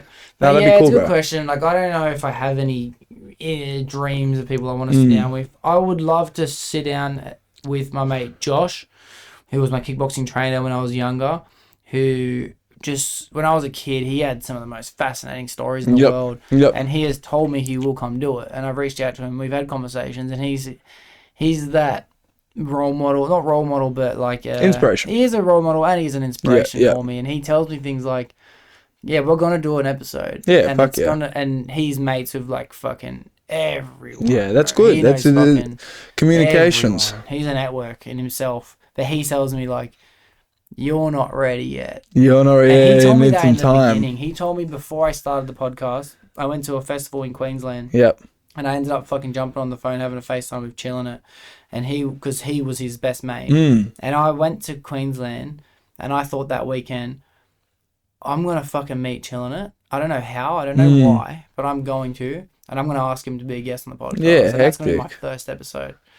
And then I bumped into him and then through conversation, I ended up saying to him, bro, I'd love to meet Chilling It this weekend. I want to ask if he wants to be a guest on my podcast. Because he asked me, he remembered from years ago, did you ever start that podcast you always wanted to do when you were a kid? The old Doxie dream. And I was like, not yet, bro, but speaking of, can you fucking hook us up with Chilling It? Yeah.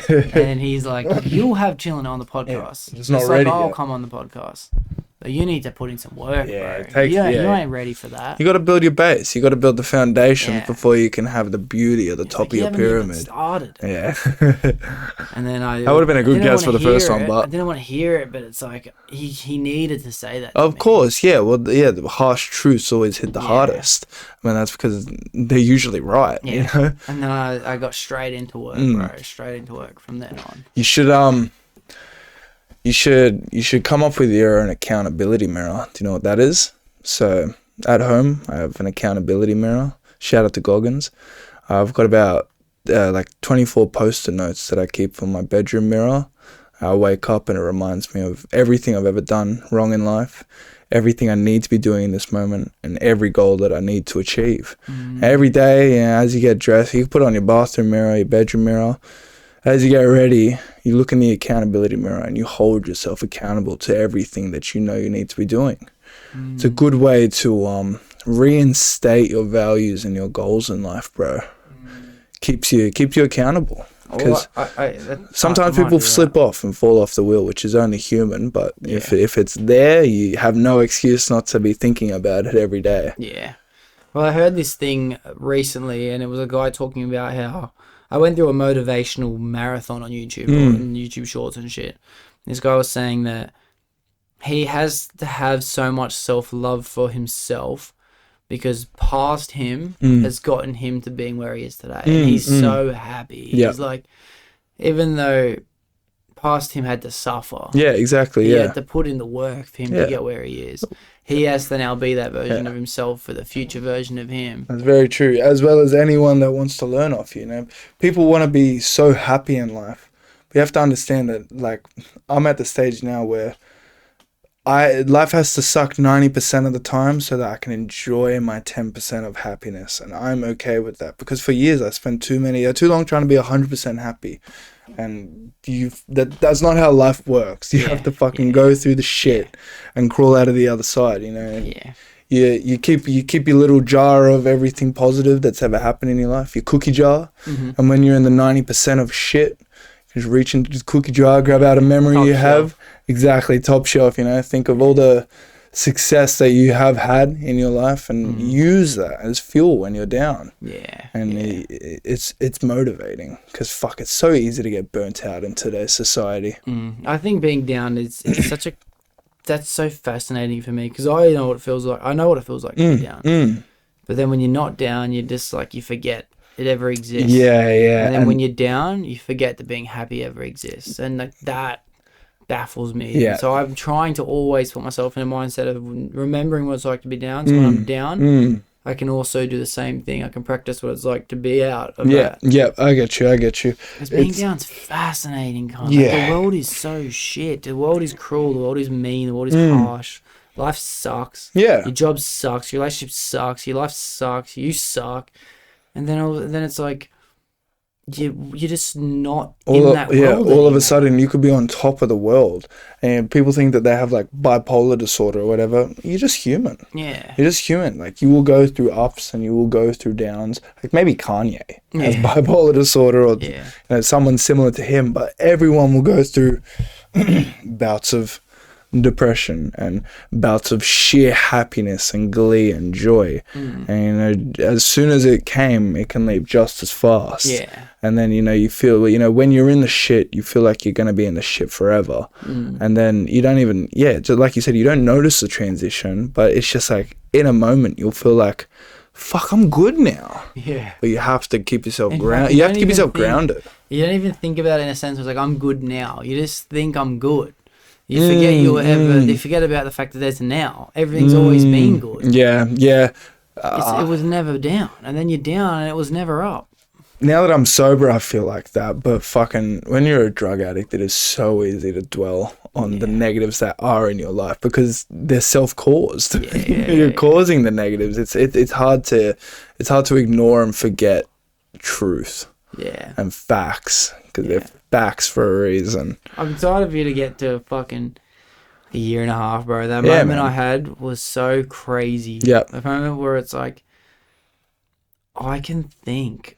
Clarity. So clearly. Clarity. That was a moment I'll never forget for the rest of my life. It's such an important thing that people take for granted. You forget that you're sober. You forget that you're fucking not going out. You forget everything.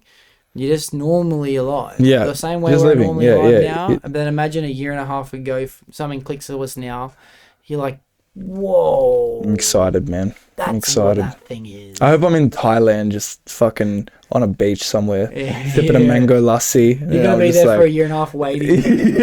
Bro. Fuck, man. Doxie said it should be here by now. Another fucking pina colada. Fuck's sake. And then you're gonna fucking like someone's gonna be talking to you and you're just gonna get distracted for 1 second and you're gonna realize you just had it. You're gonna go, fuck, I missed it. I gotta do drugs again now to get sober. Fuck. It's good, man. Sobriety is a journey. So like you're not ever finished. No. You know, it's a process.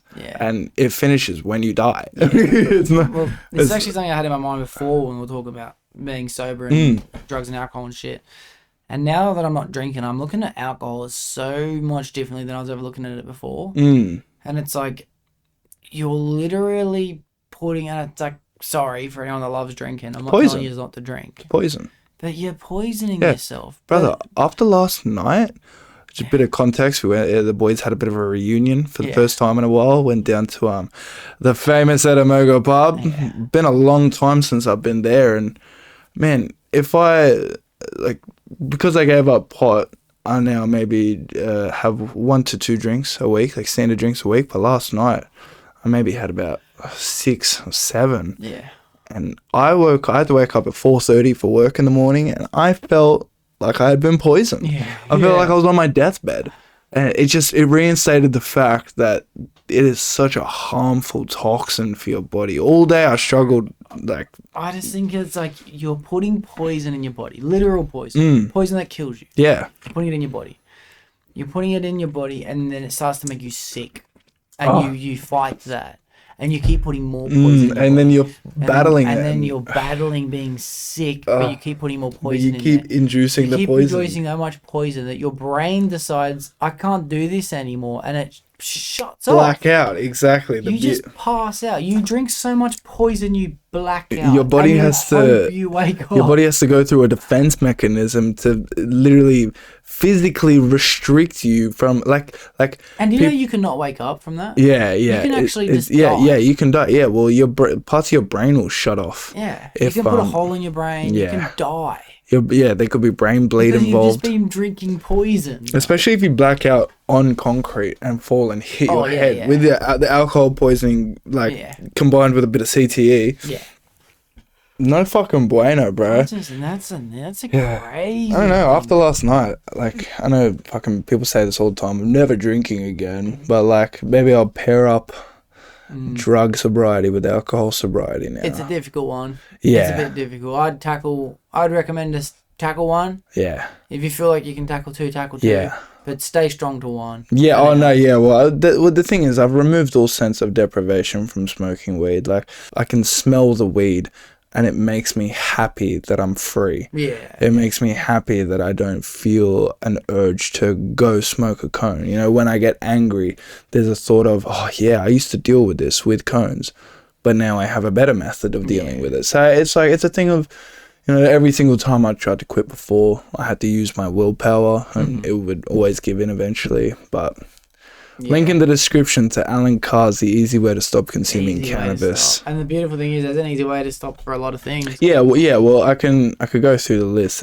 There's smoking cigarettes, there's smoking e-nicotine, there's alcoholism, there's easy way to quit consuming cannabis, cocaine, opiates, easy way to control your obesity, easy way to control your sugar cravings, easy way to control your social media addiction, easy way to control your technology addiction, and easy way to control your spending addiction. Oh wow! Yeah, and I'm probably missing a couple, but Alan Carr's passed on now, but he has a top team of senior therapists that use his method and adapt them to modern day issues. Yeah, no. You can spend the $6,000 and fly into London and go to the one-on-one seminars, or you can just fucking drop your junkhead addiction like me and read the book. Yeah.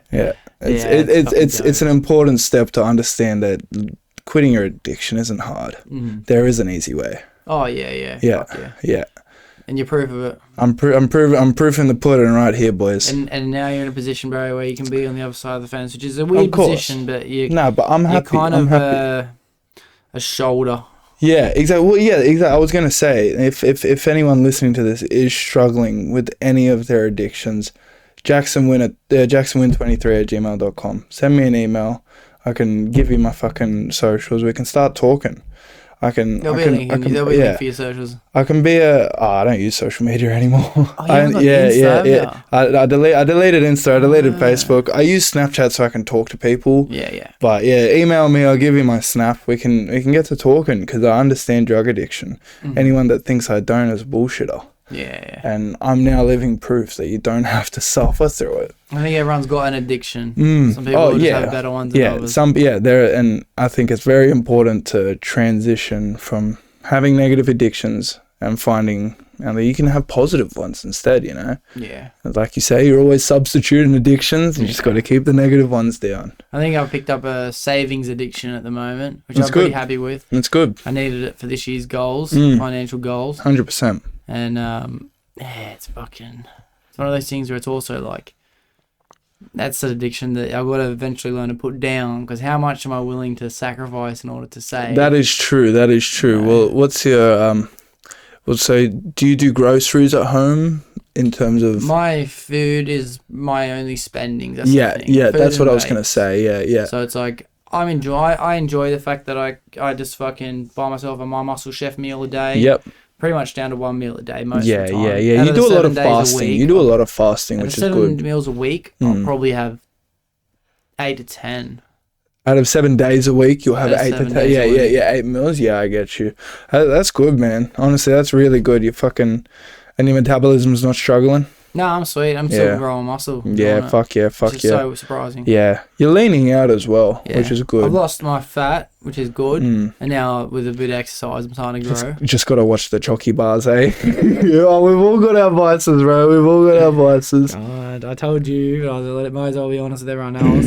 I've been trying to be healthier, which I am. I'm Yeah, doing yeah, great. yeah. You And are, then you one day are. I'll just slip up, and then that'll lead to 2 days, and that'll lead to 3 days, and then a week later, which was yesterday, I have 6 or 7 chocolate bars in a day. You know what I mean? It's not like I'm just like picking it at a little Nah, block. yeah, yeah. I'm going and getting an extra large picnic, and then I'll go back and get an extra large Snickers, and I'll go get an extra large this. Oh, and the And Maximum I'll get the waffle. 4-pack. Yeah, the Maximum waffle ice yum, cream doesn't even bro. count as one of my chocolates. Oh, fuck, I can Sour taste Patch it. Kids. See how good is human evolution when you're not eating something? Our taste buds have evolved to remember the taste Sour of Patch something. Kids. Oh, yum, bro! The super sours, the super sour, max sour. Oh, fuck! You're gonna be love it. horny, I Doxie. love it. Fuck, man. That's how good, bro. Food's a cracker. Because, it's 10:30. Late one. That's the power of the pod. That's the It power of is. the pod. I wonder what the love it. runtime is. We can't check until it's over. Nah, it's all good. We can't check until it's over. Fucking delete these whack Google searches. Yeah, sweet.